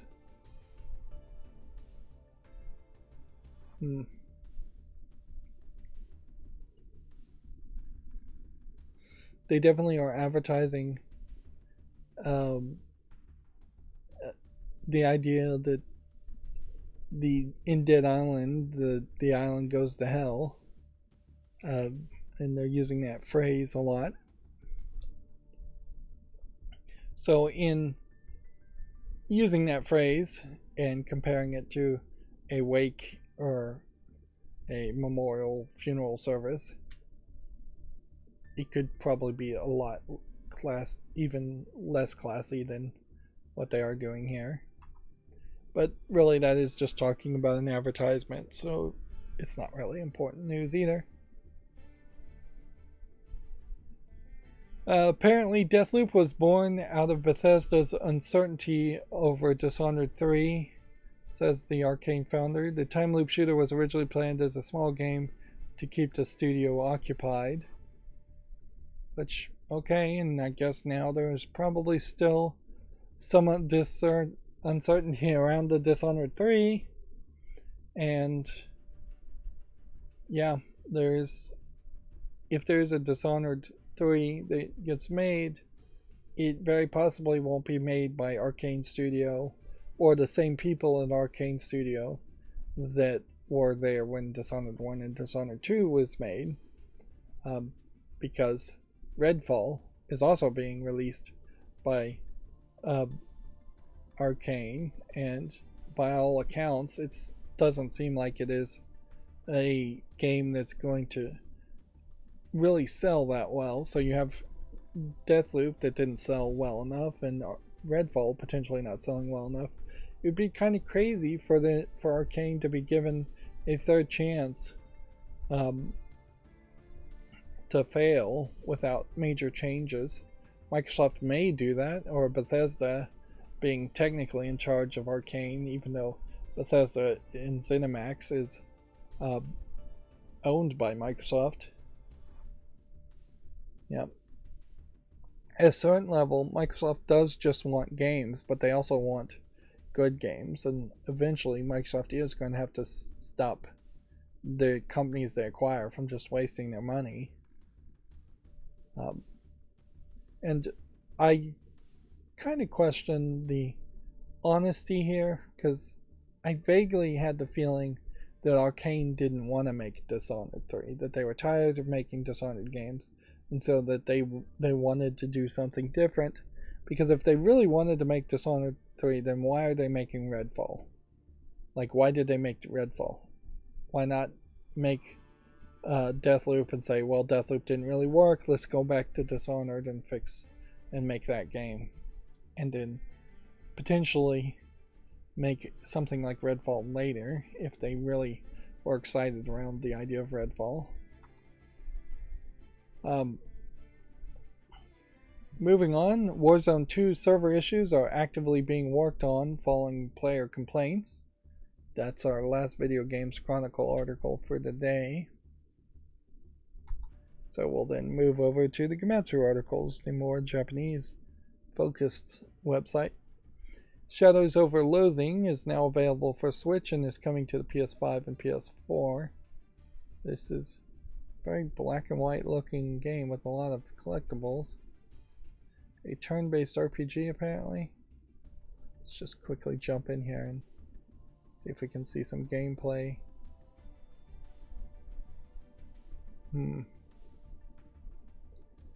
This Stickman art style certainly is not one that's going to immediately catch my attention. So I think that this game would have to be pretty comedic and pretty great and very well received for me to give it a chance. Otherwise, I would just say no to this. This does feel very comedic in what it is, and it's trying to be something like Cyanide and Happiness, but in fairness, I don't know if there ever was a Cyanide and Happiness, but there was a Penny Arcade game, 1 or 2, and South Park games, and they didn't create a whole genre of games like that were extremely well received. I think Penny Arcade games in particular weren't that good, where the South Park games were a little bit better. Moving on, Blasphemous 2 launches in late summer for the PS5 and the Xbox Series and the Switch and the PC. None of the second generation consoles being named there. No PS4s, no Xbox Ones. Oxenfree 2 Lost Signals launches July 12th for PC, PS4, PS5, and Switch. Little Kitty Big City adds a Switch version, and it's due out in 2024. It's also been announced for Steam. And this is a great example of a game that has a to be announced aspect here, so I would have missed it as far as my macro opening every single game out. But at a certain point, maybe I'm... No, I really don't think I can make the argument that even if I had missed this, it wouldn't have been a big loss, because very possibly this could be a very interesting game. So I do want that on the fall list, even if it doesn't have an announcement, an announced release date. Chance of Sinar, or Sinar, launches September 5th for the PS4 and Xbox One, Switch, and PC. This is a game we already had looked at. It looks interesting, or at least a little bit intriguing in its visuals as a puzzle game. It could be great, or it could be just too weird for its own good. The roguelike action shooter Brotato has a Switch version, which I feel like Brotato came out a while ago, is overwhelmingly positive. So I guess it does deserve a YouTube short and some more promotion if it's getting a new version. Escape Academy Complete Edition has been announced for the Switch, which Escape Academy is another game that I think I want to play, but seems like in this case you have to buy a season pass to get the complete edition, so it's another $15 on top of $20.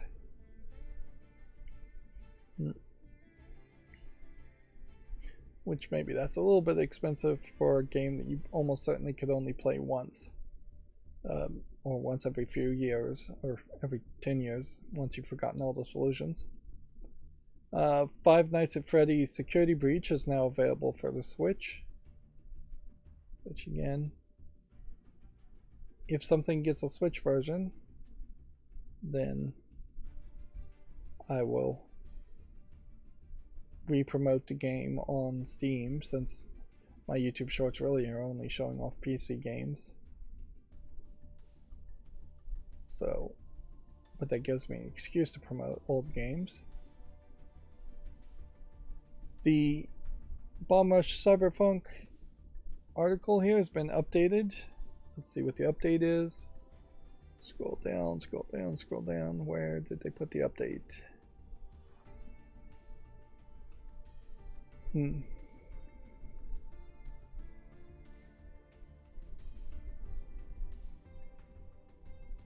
Maybe the update is that they have an actual release date of August 18th.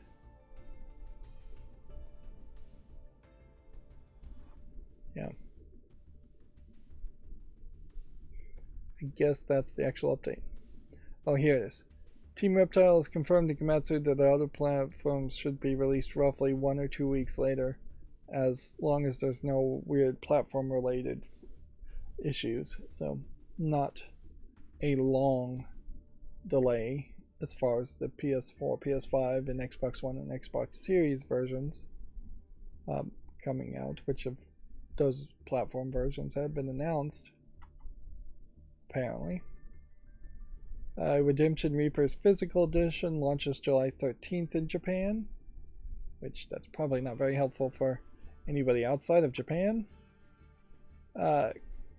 Q-Reet launches I Need a Leave teaser website for a new title to be announced on April 27th, so that's an announcement for an announcement.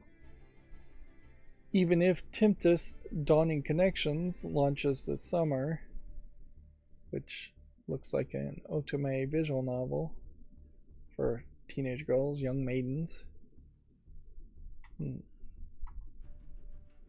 Is It Wrong to Try to Pick Up Girls in a Dungeon? Familia Myth Battle Chronicle launches May 23rd for smartphones. Which, yeah. Still a lot of characters here that must show up later in the anime series or the manga, because I don't recognize them. Also, I'm not really watching that anime series or manga either. It was something I watched on Netflix, and I completely forgot about it. So it must have not been that relevant.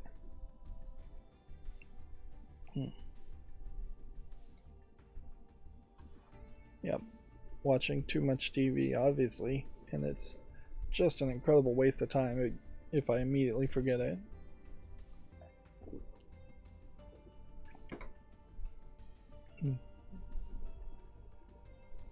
Moving on, a game called Tevi adds an Xbox Series and Xbox One versions and has a debut trailer. Let's see. A lot of bunny girl characters. It says it's a Metroidvania. Let's look at the Steam page, since that is easier to look at.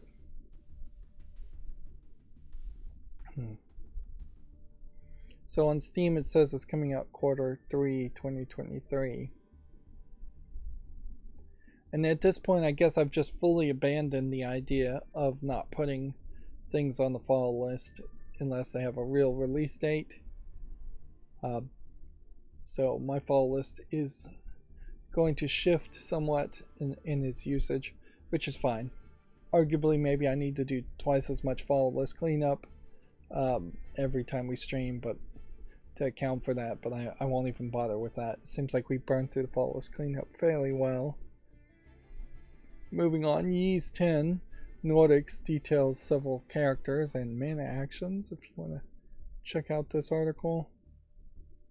The Ys series, obviously being up to number 10, is a long-running, at least successful enough series. I'd argue that it seems to be very well received as a series.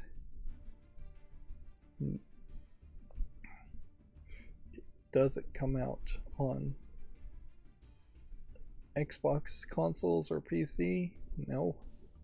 Doesn't seem like it does. So it's Nintendo and PlayStation RPG, action RPG game.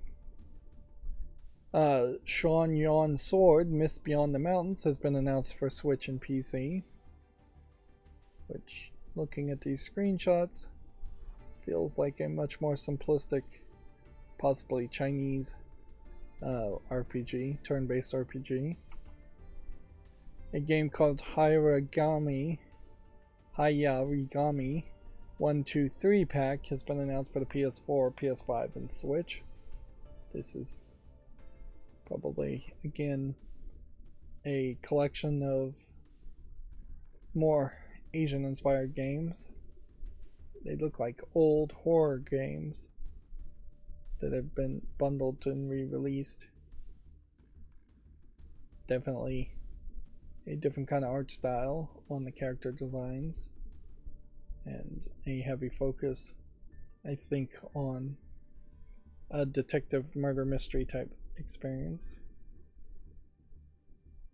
Each character here drawn with like a pencil sketch art style and drawn to look particularly tall and anthropomorphically anatomically correct compared to the kawaii or the moe art styles that are much more prevalent as far as anime or animations.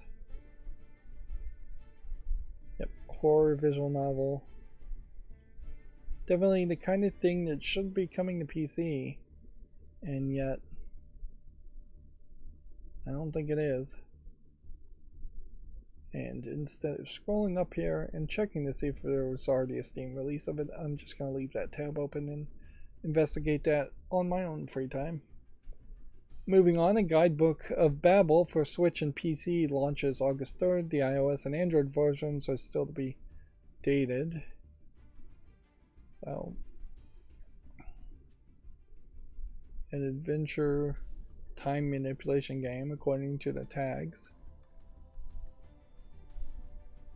Okay, it looks like there might be something here as far as a time manipulation idea. So I'll give that a follow. And then Gigabash is coming to the Switch on August 4th. It's already available on PC and PlayStation 5 and PlayStation 4. This might be one of those games that I don't have on the fall list. Nope, I actually do have it on the wish list. So I've always been looking for a game where it's kaiju battles and giant monsters fighting each other. And Giga Bash seems to be the one that actually seems to work. Although it may be very heavily online player versus player focused, so there might not be that much single player experience for it. And that's already on my wish list, so theoretically if I bought Giga Bash and played it and remembered that I played it, I could then remove several other similar games from my fall list or wish list. Taito Milestones 2 adds Solitary Fighter, so yet another game that I really don't recognize. There was a gap here, and there is still a gap here when they first announced it, so obviously they're going to announce at least one more game. THQ Nordic's Digital Showcase set for August 11th. We'd already really talked about that.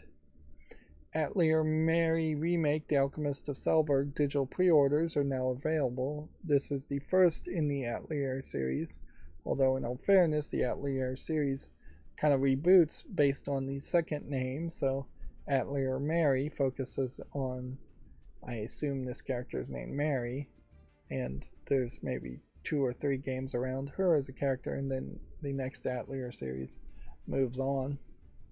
And it is somewhat arguable whether you need to play the previous Atelier games in the Atelier series, or if the Atelier Rydo series is just a really good point to start.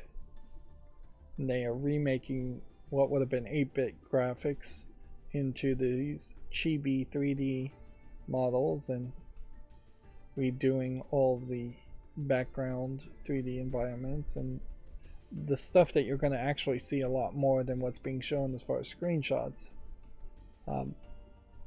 This is the real gameplay, whereas when you're in a shop and you see the 2D animations, that's going to be minimal content that you actually see, and that's probably just original art. The flat 2D animation is being reused, maybe being touched up a little bit. The Famitsu sales from the 10th to the 16th has been updated, so we can see Mega Man Battle Network took the #1 spot for the Nintendo Switch, and then the PlayStation 4 took the #5 spot for Mega Man Battle Network, and then Resident Evil 4 holding strong in the 7th spot for the PS4, and everything else being Nintendo Switch for the remaining top 10. Dokapon Kingdom Connect taking the 10th spot, and Atomic Heart for the PS4 taking the 11th spot. And then the Legacy Collection Volume 2 download card, which is apparently the sequel, took the 17th spot. And then the Volume 1 download card took the 20th spot. More people bought the Volume 2 download card than the Volume 1. Then Castle of Shikigami 2 is way down in the 25th spot. And then this game, which I won't even try and pronounce, took the 29th spot. The large majority here, all still Nintendo Switch games, with only one Nintendo PS5 game in Resident Evil 4 and one PS5 for Hogwarts Legacy in the top 30. However, hardware-wise, consistently the PlayStation 5 is overselling the OLED model of the Switch, but if you combined the regular version and the OLED model of the Switch, it is consistently outselling the PS5. But then if you added the digital edition of the PS5 and the regular PS5, it might slightly be higher this week. But then you would have to add the Switch Lite back in, and then the Switch would still win, even if you threw in the PS4. But it is definitely becoming closer to a neck and neck battle each week between Nintendo and Sony as far as their different versions of their console selling, where there is absolutely no battle between Microsoft and Japan selling in the low hundreds, low 200s, less than 200s every week. And the new 2DS LL is still selling particularly well for such an old console. Let's see. Moving on, Puzzle Bobble. Every Bobble details its EX stages and memory album.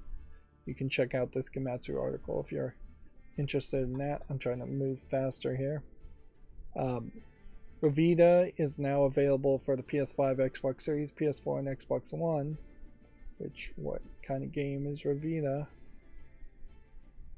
It was released in 2021, or says April 2022, on Steam. It doesn't look amazingly good, but it is very positive. So maybe the visuals are a little rough, but I'll still allow Mob Rule to convince me to put it on the wish list. So now it is a roguelite platformer moving over to new consoles. Twin stick roguelite platformer previously released for the Switch and PC. We talked about Humanity launching May 16th and coming to the PlayStation Plus game catalog on day 1.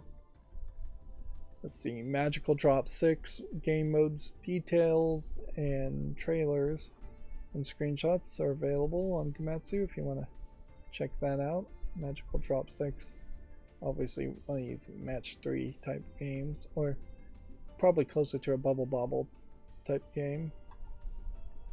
Devolver Digital and Pastagrams announced a co-op platformer called Karma Zoo for the PS5, Xbox Series, Switch, and PC, due out in the summer. Let's check out its Steam listing. Try to be more consistent. Now, arguably, I could probably save myself some time if I spend a lot of energy up front making the macro scan every Gematsu article and see if there is a link named Steam and opening that link by default. Because that is really what we're just boiling down to, is that any game from Gematsu that has a Steam link, it's just easier to be more standardized and look at the Steam page than it is to scroll down Gematsu and read their articles. Not that their articles are formatted particularly terribly, but Steam pages are just formatted a lot better to highlight games they have more experience on it. There's a Redfall character trailer for the vendor Krausley, which this is like the 4th character trailer they've released, which I don't think they're wrong in releasing character trailers. I just think they've already lost everybody's attention. The thing to do now, I think, would be to put out Redfall for free. Just a free month of the game for everybody. That way you get people hooked into it if there's any kind of game to actually convince people to keep on playing. We don't see a lot of free trials around games at all. We get demos sometimes, and technically on Steam you could consider the first 2 hours of any game a free trial if you want to ask for a refund, but you can't really do that consistently, otherwise Steam will get mad at you and potentially lock you out of your account, which would be a disaster. But yeah, a free trial I think is their best way of advertising Redfall, if there is actually a game that would catch people's attention during that free trial. Moving on, Immortals of Avium gameplay first look trailer is available, 6 minutes of footage. This game, Immortals of Avium, so far has looked somewhat interesting, but I think it is probably a game that is fairly far from being released. July 20th seems to be when it's going to be released. Yeah. So I feel like this game, and this is probably something most game publishers do way too much work on, is that they try really hard to get people interested in their game far too early, so by the time it actually releases, I've forgotten about it, or they try too hard after they've already convinced me personally that I want to wait for reviews and see how people like the game. Because that's all trailers really can do for me, is that they can say, alright, you've caught my attention now, but I am a somewhat conservative shopper and I will only potentially buy a game after it's been reviewed well, and in all fairness, I probably won't even buy the game then until it's discounted quite a bit because I'm cheap, or trying to be somewhat cheap, relatively speaking. But I don't need 20 announcements and 20 trailers and character trailers to hype me up on a game, and by the time I've seen 2 or 3 trailers around the game, that's the maximum I really personally want to see. And if it hasn't caught my attention there, maybe the reviews would catch my attention, but you mostly lost me. And most publishers feel like they are trying to put out massive amounts of trailers to get a different type of gamer super hyped around those games, so that they'll pre-order and they'll buy all the season pass and DLC before it even has been released. And that really, I would like for that type of person to not be the target gamer or the average gamer. It seems like sometimes it is, but it probably isn't really. Your average gamer is not getting super hyped around every game that gets announced and buying pre-orders and collector's editions of games. I don't want game trailers to be really targeting whales, which it seems like very often that's what they're doing. Moving on, Focus Entertainment has acquired Dovetail Games. The simulation game studio joins the French publisher. I guess there's probably not too much we could say otherwise. Dovetail Games is the parent company of RailsSimulator.com.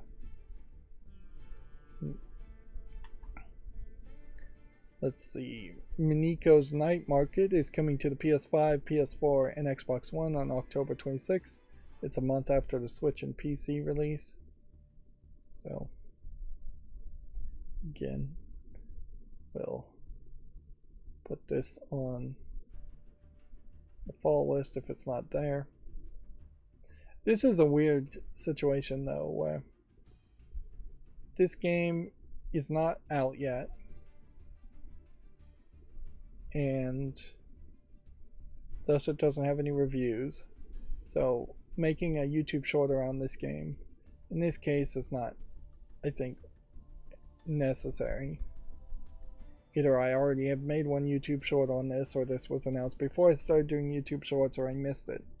But them announcing new consoles when it hasn't even been released once is not really in the category of why I would make a YouTube short. I don't want to make YouTube shorts on games that have zero chance of being available when that YouTube short airs. And I'm not really going to be that far ahead on YouTube shorts ever, hopefully. I want to be maybe 2 or 3 months ahead of when a game was released at most, not 6 months to a year ahead, showing off YouTube shorts. And at some point in the future, YouTube shorts may just stop being profitable or valuable to YouTube channels, and if it stops getting me subscribers, or if it stops getting me views, I could see abandoning the concept completely for something different. I don't know what that something different would be. I don't think I'd want to just completely abandon the idea, as long as I could continue to do the same thing I'm doing now, without finding a better option first and having a better replacement. Sony Interactive Entertainment acquires Fireworks Studios. We had already talked about this. rom-com fantasy visual novel The Witch of the Ihanashi is coming to the PS5, PS4, Xbox One, Xbox Series, and Switch on April 28th in Japan. Noticeably not PC. It doesn't really make a lot of sense that there isn't PC versions for any kind of visual novel. I assume this lady who's dressed differently is the witch, and these are all the standard Japanese kids that bump into her. Rom-com is even somewhat of a interesting phrase for visual novels, because most romantic visual novels probably have a little bit of comedy in it, but wouldn't go out of their way to describe themselves as rom-com. Yeah. This game is on Steam and rated very positively, but it does not support English. And don't think we're getting any indication that it would support English on the other platforms. Maybe if it sells pretty well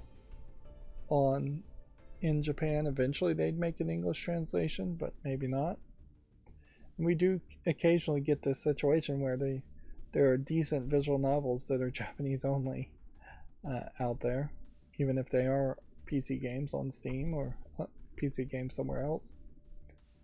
Let's see, Tom Clancy's The Division Heartland cinematic intro and developer intro videos are available on Gametsu if you want to check those out. I don't know if there's really a great reason to have a kind of talking head thumbnail for your videos. By default, YouTube, yes, loves to put human heads as the thumbnail, but in this case, when you're talking about a video game, showing off the video game with no human face in it is probably better, or showing a virtual head character face from the game is probably better. Let's see, the Street Fighter 6 demo is now available for the PS5 and PS4, and several DLC characters have been announced, none of which look too recognizable. I guess Akuma I recognize as Street Fighter 6 characters.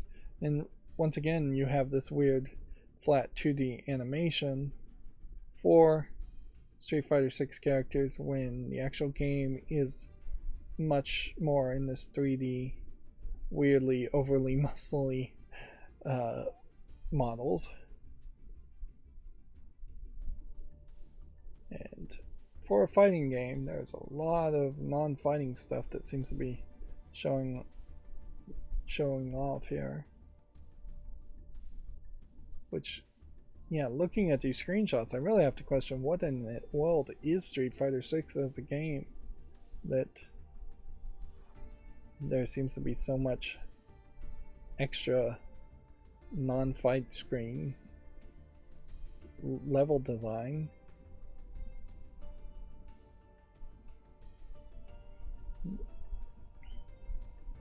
Well, I guess we'll just have to wait until Street Fighter 6 is actually out to find out about that. Man, we have a lot of Gamatsu articles today. The romance visual novel Some Convenience Store is coming to Switch on PS4. Anime girls, 3 anime girls lying down. I assume they all work at a convenience store as a romance visual novel. And I assume you're playing as a male protagonist. It does have a Steam page, let's see.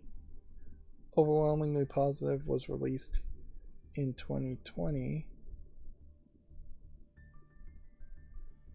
So yeah, it's almost like a job simulator where you're in a convenience store, but instead of just focusing on the job, you're also focusing on romance. Yep. At some point, I would have to point out that it's probably very creepy if you're a convenience store worker to try and start up any kind of relationship other than a very short relationship of I'm the employee servicing a customer. And that highlights particularly a case where it is just incredibly difficult, if not near impossible, for um, adults in the real world, whether in Japan or in the United States or anywhere else, to make friends that aren't either in your social group, your church groups, or your co-worker group. And then co-workers really can't be real friends to you because they're potentially going to compete against you or screw you over for something. So even that is not realistic. But yeah, this is where visual novels take a lot of liberty from reality, in that you have anime people, anime girls, being incredibly receptive to being like hit on and asked personal questions as either co-workers or things, and a lot of liberties too, certainly as far as having cleavage while going into a convenience store. Very few people would do that. Or you have your standard anime thing where you can draw the clothing as if it was glued to the body of the character, so every single curve is shown to the point where they might as well be naked because you're still seeing all the curves. That being said, since this is getting new console versions of this game, and this is on Steam, I will make a YouTube short around it because it's overwhelmingly positive. And arguably, I don't even have a reason to put it on the fall list when I can just put it on the wish list, since it already satisfies all the requirements to be on the wish list. This also feels like a game that really isn't so much a visual novel as it could be. It just doesn't seem like there is that much dialogue in it, which is probably better for Westerners and people like me who don't want to read a lot. Moving on, Square Enix AI Tech Preview, the Portopia serial murder case, has been announced for PC, due out April 24th as a free-to-play title. So, yep. Again, we can put this on the fall list, make a YouTube short around it. Visually, it doesn't look amazingly good as a game, but whatever. Decision's been made, we can move on. The quintessential quintuplets Gotopazu story has been delayed to June 29th in Japan, no longer due out on May 25th. This is based on an anime, which is almost certainly based on a manga, where there's quintuplet girls and the guy is like foreshadowed to marry one of the quintuplets. But from what I hear, at least in anime, only one of the girls actually shows any real romantic interest in the guy, so the mystery of which of the quintuplets does he end up marrying in the future, it seems to be pretty obvious. But sometimes stories are more about the journey than they are about the ending. This is not on PC, so there's nothing more I can do. Fahrenheit 213 and Aniplex are going to announce a new indie game on April 28th. I wanted to save this as a subtitle here. 213 degrees Fahrenheit. I don't know what particularly 213 means, if it's supposed to mean anything at all. Apparently the game might be called MM Paradox. Yeah. Aniplex filed a trademark for a murder mystery paradox, Kono Hito Natsu no Jugonin, the 15-year summer, on February 16th in Japan. So we could make an assumption there that that's what this game is going to be called. Not that that really tells us much about the game anyways. Indie Live Expo 2023 is going to showcase over 200 titles. When does it happen? May 20th to the May 21st. There's 200 games sounds like a big number. Looking at the sponsors though, like Cygames is a company I recognize, and the rest of these are not. Supporting companies, media partners. Billy is a name I recognize. Famitsu is a name I recognize, but some of these definitely are not game publishers as far as the supporting companies and media partners. So very possibly it's going to be 200 indie games you've never heard of, with a vast majority of them never coming to the West or being released in English. But we'll just have to wait and see. Right now, this is basically just an announcement for an announcement, so, or 200 announcements. So not very much you can do there other than save a date for these times. I assume this showcase is online. If not, then you would have to wait until news reporters reported on the titles, all 200 of them. A game called Itora is now available for the PS4, Xbox One, and Switch. It's a 2D action platformer previously released on the PC. So let's see what it looks like on the PC.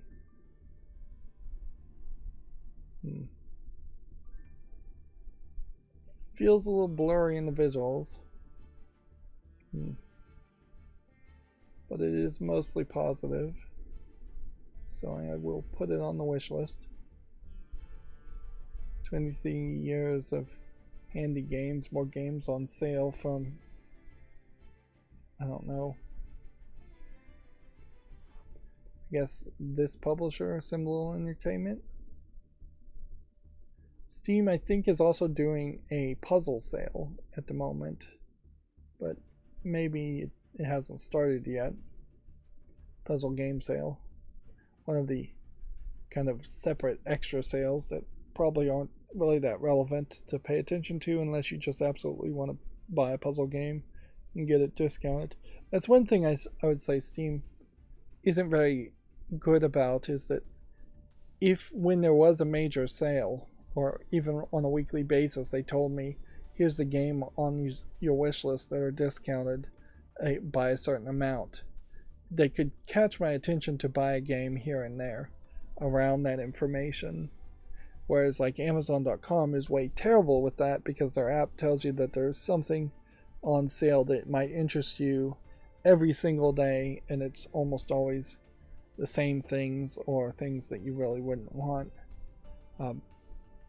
So they don't make it special, whereas Steam doesn't tell you at all. The Steam client, I think, probably tells you somewhere, but it's just so easily ignored, where an email would catch my attention. Particularly if I could set a specific discount, where if something was 80% off or more and it was on my wish list, I would like a weekly compendium to tell me that the games that meet that criteria. I wouldn't want individual emails every day for every game that meets that criteria. And yeah, that probably is more programming than what Valve and Steam want to do. Moving on, we have 3 more Gamatsu articles for today. Noel and the Mortal Fate DLC Season 1 Finale Part 1 for PC launches April 24th. Which, yeah, guess that gives an excuse to highlight this coming soon DLC. I feel like I may have already made a YouTube short around this, but whatever. We'll do it again. Just for careful, so we don't miss it. Abundance of caution. Nobunaga's Ambition, Awakening Detail, Marches and Sieges. If you want to check out this article on Gamatsu. I think Nobunaga's Ambition potentially is getting more coverage than it deserves, and may get more sales it deserves, just because it has Nobunaga's name in it, and he's a somewhat famous Asian historical character. The equivalent, I imagine, is something like General Washington's Ambition, if you had a game called that, or George Washington's Ambition. And then Loop 8 Summer of Gods has a gameplay walkthrough video if you want to check that out. And then that will be it for our Gamatsu articles, and now that things are backwards, we're doing the follow list cleanup now. So here we have something that needs more time. This Dysteria is mixed at 62% and is in early access, so I'll give it a little bit more time too. Dismantle is very positive. Is it in early access? Nope, it's out of early access, so we'll put it on the wish list. And it seems like I'm having trouble removing it from the following list. There we go. So this is like a post-apocalypse zombie game where you, I think, are trying to collect resources to survive further. And maybe you don't go back into the bunker underground, and maybe you do. If anything, it seems like you don't go back in the bunker, and instead you're trying to get resources.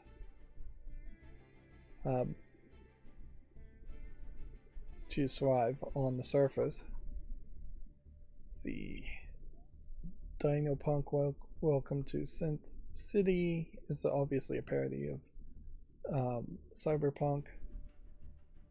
It's rated positively, but this is definitely a game that I probably would only play as a joke in contrast to something like Cyberpunk,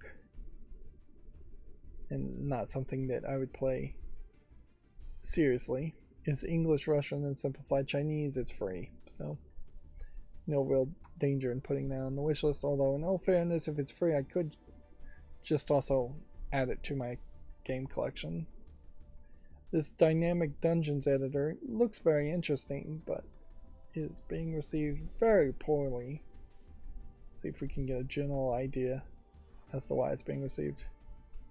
Let's see. April 3rd. This is a glorified Photoshop wallpaper engine. You're given limited amount of assets and have to do everything else yourself. If you want more assets, you have to sub to the creator's Patreon and then have to navigate through the organizational nightmare to find maybe 2 posts that give you more assets and have to manually upload them to the application of Patreon. It's mostly only pre-made maps, but if you're someone like me, that takes away the fun of creating your own maps. Okay, so looks like the concept here was interesting enough to get people to actually buy the game, but the implementation looks severely lackluster, so that can leave the fall list. This is from 2021 and is just irrelevant as a drone simulator game, so that can leave. It's also been in early access since December of 2021. Wait, Dungeons of Sundaria, overall positive at 77, but in the most recent 30 days, getting a mixed review of 60%. It's been in early access since 2022. I guess I'll probably give it a little bit more time, but I could be fairly cruel and just remove it too. Looking at this gameplay, there isn't a lot here that inspires me to keep it on the following list, so I'll take it off. I'm not looking for a ton of fantasy games anyways, but I would potentially want one really good one. This Dungeons of Idra, I think, also probably falls down that direction, in which it probably does not have quite enough. Like, this looks too much like Skyrim, and I've already owned Skyrim, so why would I want something maybe newer than Skyrim, but nowhere as relevant as Skyrim? And inherently, yeah, as soon as they put out the next Elder Scrolls Skyrim 2 game, then almost any other fantasy game on my wish list or follow list could potentially be removed as just being irrelevant. Dungeons of Clay, unfortunately, also runs into the irrelevancy situation. Even though it is 80% positive, it only has 10 reviewers. So, yep. As the fall list grows larger and larger, I am going to have to make these kinds of decisions. And now that I've put the fall list cleanup stuff in front of looking at the new games released on Steam, I'm not going to be anywhere as mentally and emotionally drained to make these kinds of decisions. So I will be crueler and make actual decisions as far as what stays on the fall list and what leaves. In this case, the Dungeons and Dragons name is big enough to have some relevancy to have this on the wish list. Now, really, would I ever buy this game or play this game? No. Not unless I just get it for nearly free. Even $5.99 is probably way too expensive. There is I think on the Roku channel or Freevee, one of those free streaming things, I found a documentary talking about Dungeons and Dragons art, and I got halfway through it. It really is just an excuse to show the art. You could watch the whole show muted, and it definitely is interviewing like TSR people, not the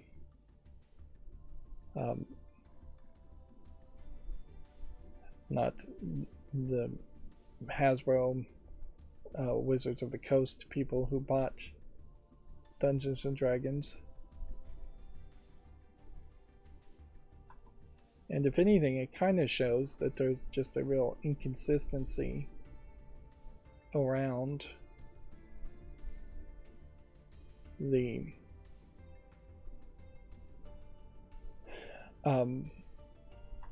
art style. Why are there two listings of every game? Did they sell two different versions of every game? Yeah, there's a real inconsistency amongst the different artists around Dungeons and Dragons. Anyways. Right, and so then that quickly puts us into the GameDeveloper.com article, so we're back to news much quicker. And yeah, that means anything that goes long in the next like 20 minutes plus is all going to be games that were brand new games released to Steam. So GameDeveloper.com says that Atari has acquired 100 classic franchises, including Bubsy and Hardball. Let's see. These are all games from the 80s and 90s. Bubsy, Hardball, Demolition, Racer series. I also purchased 1942 Pacific Air War, F-11 7A, or F-14 Air Combat franchises, and grabbed the trademarks for the Accolade and GTI brands. In a lot of ways, I think Atari is doing a really good job of making a company that's going to own the licenses to a bunch of old games. Arguably, a lot of those games are not going to be relevant or sellable. But I don't know if I really believe Atari in its current form is going to do anything great with that business or make something that is like a 100+ game collection that they could actually sell for a reasonable price. If anything, it's very possible that this Atari will just go bankrupt, and then pieces of the company will once again be sold apart piecemeal, and different licenses will be sold apart piecemeal. Best case scenario is that they would be acquired. I think in my mind that's the best case scenario. If Microsoft acquired Atari, for instance, and then had a bunch of these old games, then that would give them a lot of old games to potentially give away for free on Game Pass, which is about as much as you could do with them, unless you're just going to desperately try to make remakes on old games that are just not that relevant. Bubsy is a joke for being a bad game, if I recall correctly. It's not a game people actually liked or care about.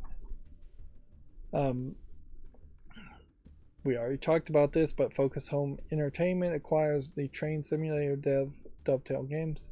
I probably should stop saying we already talked about this, because that just adds more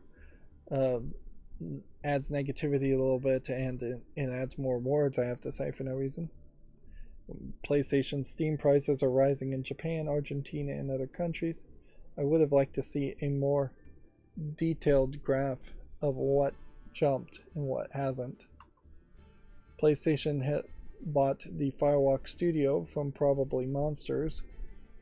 Wonder if the original owner, probably Monsters, is the company that put out the game. Sometimes Always Monsters, or Always Sometimes Monsters. There was 2 games. One was a sequel to the other, and getting the name straight is kind of crazy. Impossible. There's an obituary for Joel Hochberg, the ex-Rare president. Hochberg was the president of Rare's Florida studio in 1986 and was responsible for the developer's business operations prior to the acquisition by Microsoft. So he seemingly has not been involved in the business since Microsoft acquired Rare.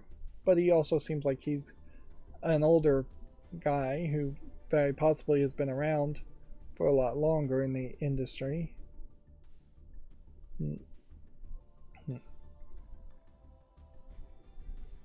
Says Joel changed the course of history. He brought us our first Nintendo Famicom system on one of his many trips to Japan.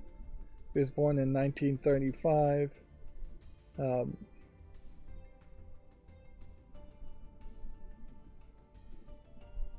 see. They're actually doing a decent job here, and I'll just leave this article for you to really read because I'm just going to skim it at the same time. Doing a decent job here as far as doing an obituary on him. Yep. And he definitely is from an era where people dressed up nice. Perhaps he's also from an era where people did not get facelifts or otherwise get hired because they look good. The average CEO back in the day, particularly around companies like Rare and Atari, would have looked a lot more like this guy than the fresh faces or the fancy faces of most of the CEOs these days, who I think get a lot of work done or just in general care about their appearance a lot more. And arguably the fact that CEOs these days in almost all companies do care about their appearance too much probably highlights that they're not doing as much work as I imagine he was. This is definitely probably a person that worked very hard to make Rare as successful as it was, which I think Rare was pretty successful in its heyday. Definitely working hand in hand with Nintendo for a long time to get a lot of its success, and then having kind of a messy breakup with Nintendo, which then led them to not make too much after that point.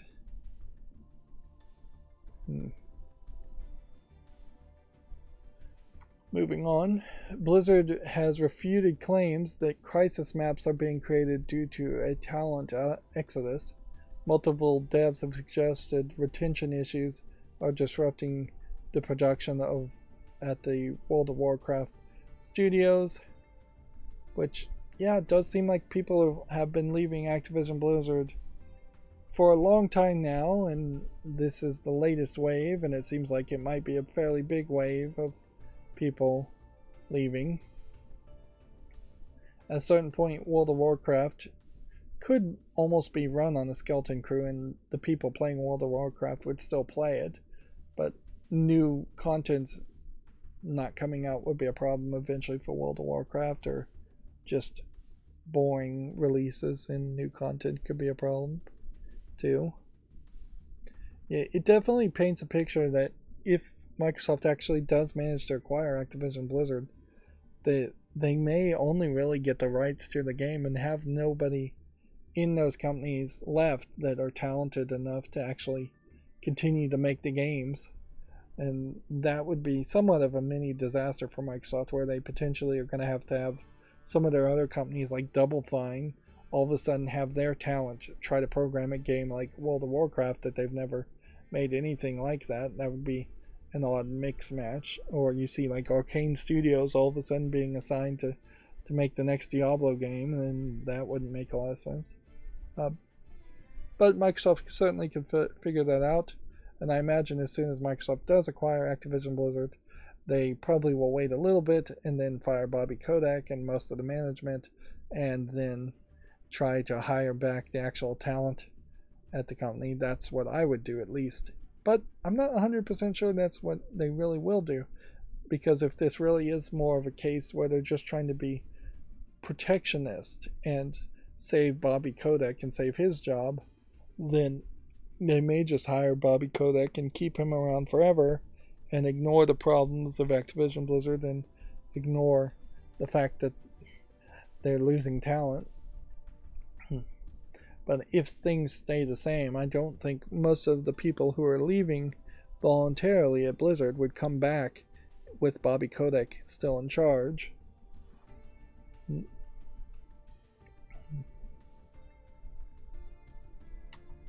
Let's see. And here's that story I was talking about earlier. Microsoft has disabled Twitter sharing for Xbox after new API fees. Twitter's recent price hike for the application programmable interface API means Xbox players can no longer upload clips and screenshots to the popular social media site. It will be interesting to see if PlayStation follows suit, and I'm not sure that the Nintendo Switch system ever lets you share it to Twitter, but I wouldn't be surprised if Nintendo did follow suit even before PlayStation did. And yet we still are very much in the case where there's not a new website that in any way feels like it's a place to jump to. It is also, I think, worth mentioning, even though this is not video game related, that Imager has made announcements that in about a month they are going to disallow any adult images being posted, any adult content, and delete any already existing adult content. So, yeah, of the places where you could put nudes or lewds or adult content, hentai, things like that, the numbers are getting smaller and smaller. Tumblr also had done that for a while, and people stopped using Tumblr, and then Tumblr re-allowed it, and then people started to maybe use Tumblr a little bit more. But I don't think everybody ever went back to Tumblr. And like DeviantArt created its own controversy around AI generated art and being on the wrong side of that argument. So people don't want to use DeviantArt either. So it's kind of just like Red GIFs and maybe a couple other places that you could post adult content, which increasingly that points to free speech, which does affect video games, as far as the internet is just increasingly becoming these websites that are increasingly censored, and free speech is harder and harder to have on the internet because you have to basically have your own website, which is too expensive and too difficult to maintain, or struggle to find a website that won't censor you one way or another. Let's see. And then our last GameDeveloper.com article says Tales from the Void developer have delisted their game for a surprising reason. Bird Island plans to put Tales from the Void out of respect for the real-world sailors the game is inspired by. Bird Island plans to pull the game out of respect for the real-world sailors, which that seems like a lie as a reason why you would list a game. There's no way you make a game in 2016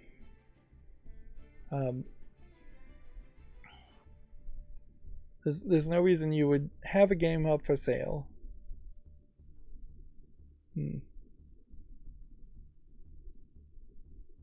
and then all of a sudden decide that now is the time to delist it out of respect.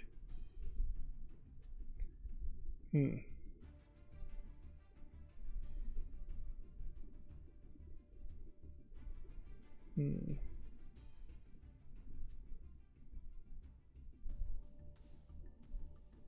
Let's see if we can get here. So the game,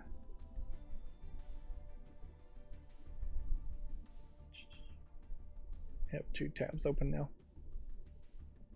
Tales from the Void developer. Delist the game. So here's Tales from the Void. It is not delisted yet. It's selling for $2.99, and I think it is a pathetic excuse that they're saying they're doing it out of respect. I think the truth is, when we look at this game, it is just not particularly amazingly good in its visuals, and it is mixed reviewed. So this is a way they can take their toys and go home after making maybe a little bit of money, but not that much. Seems like there's a decent amount of games that were received free. It says negative review here, and I really only read the negative reviews because those are the only one that's relevant. It's kind of like playing XCOM with extremely clumsy controls, movement, and combat. Extra the rest of the gameplay is awkward, real-time only, no saving, and for some unknown reason, no matter how much you salvage during a mission, you only ever bring 2 things back on board the ship. I don't think I'll be finishing this. Just boring in my opinion, controls are a bit funky, and it's just slow, wouldn't recommend. The game could be pretty decent, but the one thing that holds it back is the fact that controls are so clunky. So yeah. Virtue signaling is often not. This may be the first case actually of a game virtue signaling while delisting themselves, in fact, because their game is bad. It does kind of, I guess, point to maybe a hope by this developer to sell other games. This one, in comparison, Broken Lines, is mostly positive. And so maybe they just want a new start. Do they have any upcoming releases? Not mentioned. That may be the case. Certainly, they may be losing the licensing for music or some other asset too, and that could be the real reason.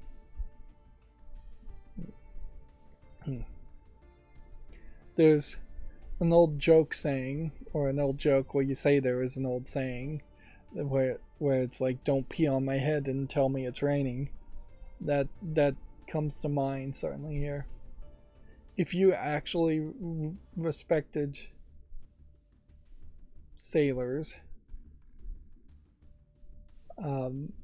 you wouldn't have made this game in the first place.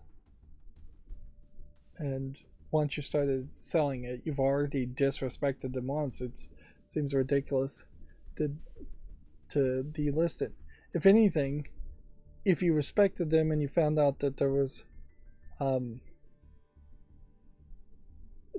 you found out that there was some need to respect them, or you gained some respect around the sailors, the real world sailors that inspired the game, you would have found a way to make a charity and put some of your sales and profit from the game towards that charity. That is the much more business solution, is to say, hey, 30% of all sales of this game will going forward be donated to this charity. That then would let your game company write off those charity donations and lower your own tax burden. So that is a much better way to do it. But yeah, this is a bad game being delisted on a virtue signaling excuse, and it does not deserve any credit at all that it's trying to claim. Alright, so now we're going to go through the games that have come out on Steam. Let's just double check to make sure all the blur is enabled. And Here we have immediately an adult game called My Best Friend Kouta, Kouta. It's an RPG Maker game. Lady has really big breasts. The animation looks terrible. There's like one screenshot where she's bent over and you can see all of her butt cheeks. But it's not particularly explicit compared to other adult content. It's $9.99, English and Portuguese Brazil. You know, we don't see a lot of Portuguese Brazil language adult games made, so this is not a particularly good start if we are going to start to see Portuguese Brazilian games or makers, but there is potentially a reason why you would want to see more diversity as far as different countries making adult games. Neon Echo here looks like a fairly flashy hack and slash game, but not such of a visual mess that I would say no to it. Regions looks like an interesting puzzle game, so we'll put that on the follow list. I probably should block all sales like this, particularly when you can see that there's like multiple sales going on at the same time. This looks like a daughter raising simulator type game, at least in part.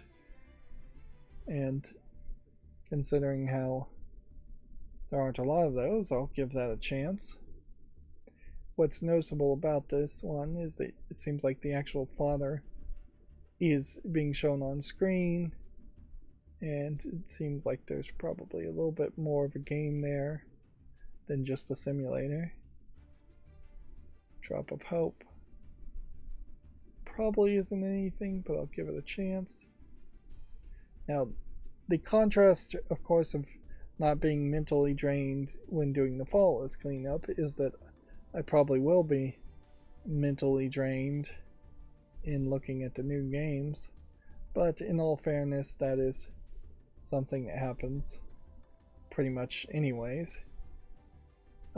Next we have a game on Steam here called Central Adventures Episode 7. It's 3D CGI girls with chicks with dicks, futanaris. The animation though, and the trailer though, I have to say, looks particularly well designed. So while this may not be a fetish for everybody, not really a fetish of mine, and none of the screenshots want to load weirdly. It does look like it might have some polish on it. It's $14.99, so it's asking a little bit more. But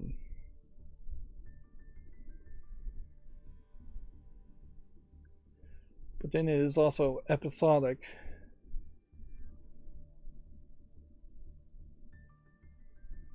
So arguably there are 6 other episodes before this that they would have wanted you to purchase. I'll go around the screenshots one more time and see if they load, but yeah, they just don't. I don't know if there really is that much story in this either. But overall, I guess I can say it looks interesting for what it is. And that's pretty much all I can say for it. Looks slightly better than the other CGI visual novels. This game Mobilization doesn't look like anything of interest. Fighting Club All Stars.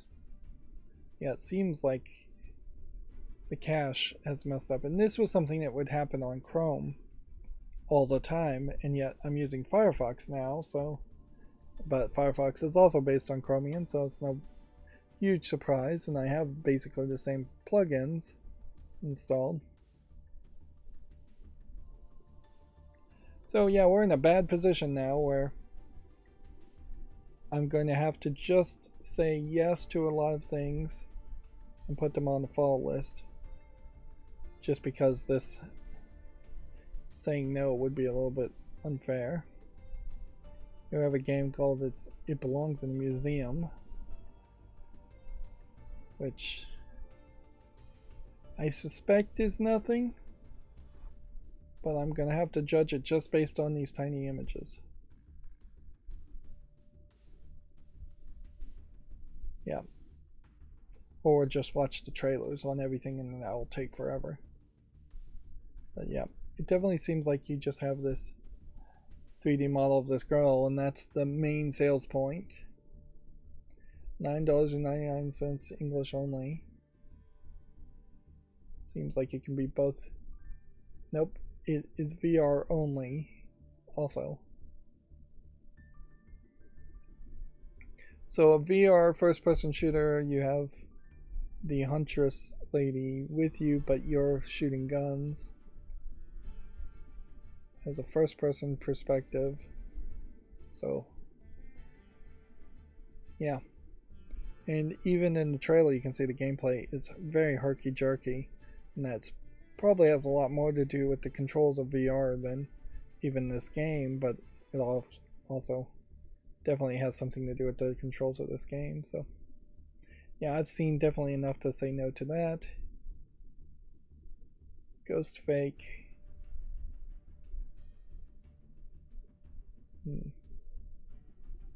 This looks like this is an online co-op game. No real interest, where you play as ghosts flying around. Mushroom Pin. A VR puzzle game. I think I'm gonna say no to any kind of like VR puzzle game like this, because this just does not make any sense at all that this would be in VR. No need for it to be in VR. Yeah, we have another adult game called Nikomata Kitan. So it's a ninja girl who is also a cat girl. And looking at the small thumbnails, looks like it's probably an RPG Maker game with a lot of adult content in it too.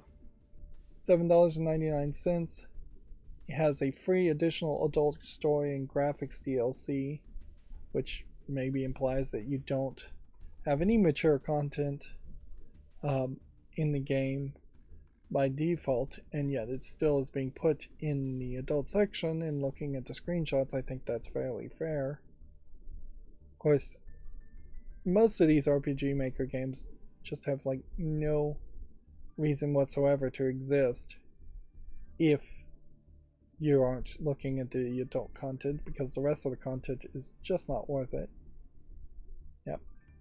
And the trailer is definitely explicit in the adult content, so the screenshots and trailer definitely highlight that this should be in the adult section. So we leave it at that, I guess. Fort Valen looks like it's just a visual novel, but they're saying it's more of a murder mystery in the description.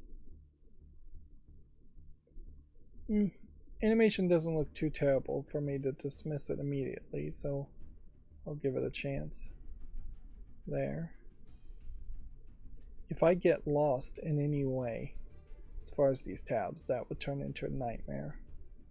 Also, quit smoking VR therapist is nothing, obviously. Cursed House Match 3. I guess making YouTube shorts around Match 3 games probably should be always a yes, even though I'm not going to put them on the follow list because I don't want to play, personally, Match 3 games. Roach Invasion. I honestly don't think I would want to play a game as a miniature soldier shooting roaches. I just don't want to look at roaches. I don't know how many people would want to look at like roaches, even if you are killing them. So I'm going to say no to that. It's not the worst idea if it was multiple insects and had a little bit more going for it. And finally, we've gotten to a tab where the screenshots are working again, so hopefully we can assume that that will stay that way. Nope. No such luck. I suspect there might be a reason, because I did say my macro's running weird, and I was interfering with the macro by clicking on tabs. So maybe I had programmed and forgotten that I'd programmed a wait timer to see if to wait for the tabs to load, and by interfering with it, it moved ahead in the program and didn't wait for the tabs to load, and then that overloaded my internet. That being said, it could just also be that my internet is once again having trouble. Seems like that's consistently becoming an issue, and yeah, I don't like that. This game doesn't look polished enough, and this black-haired girl and this blonde-haired girl aren't even the same picture. Words for kids. It's probably too simplistic of a game, unless it was free. Alright.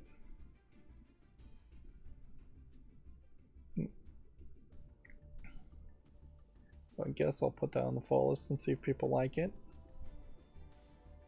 I commissioned some frogs. I think I want to say no to this series because there's too many of them on Steam, but you know, honestly, I'll make a YouTube short around it anyways, because it seems like it's not terrible quality, even if there are too many of them being released on Steam. Dungeons and Duels here doesn't look like anything. Combat Masters Season 1, I think I could probably say no to, but I'll, out of an abundance caution, put it on the fall list. It's not even the kind of game I'd play. Principle of Karma looks like nothing. Actually, let's go back and just see if this is an online PvP game. Yes, it is, so I will take it off the fall list. QO2, the Wizards Guild. Doesn't look visually polished enough. Tastemaker. Give that a chance. Hope's End as a score attack game. I guess I'm just gonna have to say yes to this and give it a chance. This is the worst case, one of the, not the worst case scenario, but a bad scenario, in that I'm not able to properly evaluate these games. I guess maybe I could click reload and see if that works, but it's not. What this might also be is the case that I have too many tabs open, which is another problem, certainly, as I have several windows with several tabs, and I may have just run out of RAM. Although, really shouldn't run out of RAM. But maybe Firefox has a limitation there.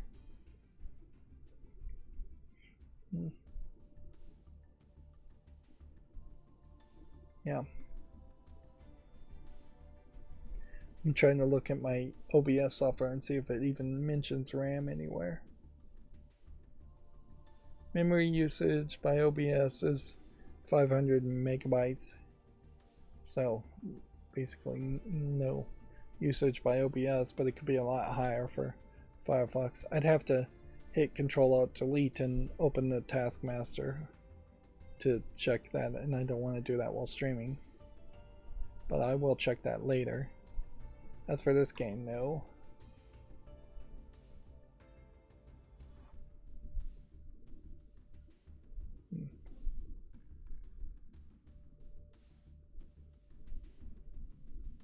Let's see. Continue to burn through these games as quickly as possible, and then we'll be done for the day. Total conflict resistance is already mixed, so I can easily dismiss that. Lost Life X1, X2. It's probably nothing, but I'll give it a follow anyways. Rally 31. It's nothing. Homestead Arcania is now out, and I probably already made a YouTube short around this, but I'll do it again. Panic looks like a just asset flip dark screenshot shooter, although we did actually get to see all those screenshots for that game. Varial, I don't know what it is, but it might be good. Typing tempo.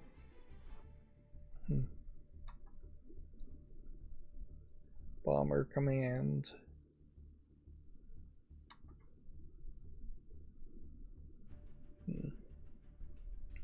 Pixel driver. Pigeon protocol. I'm just saying the names of a lot of these games and then dismissing them. Might as well just not say anything at that point. Dawn duality. There might be something to this. Oh, and it looks like we only have 2 more games. Top formula. I definitely need to run my macro to make more YouTube shorts and close some of these tabs though.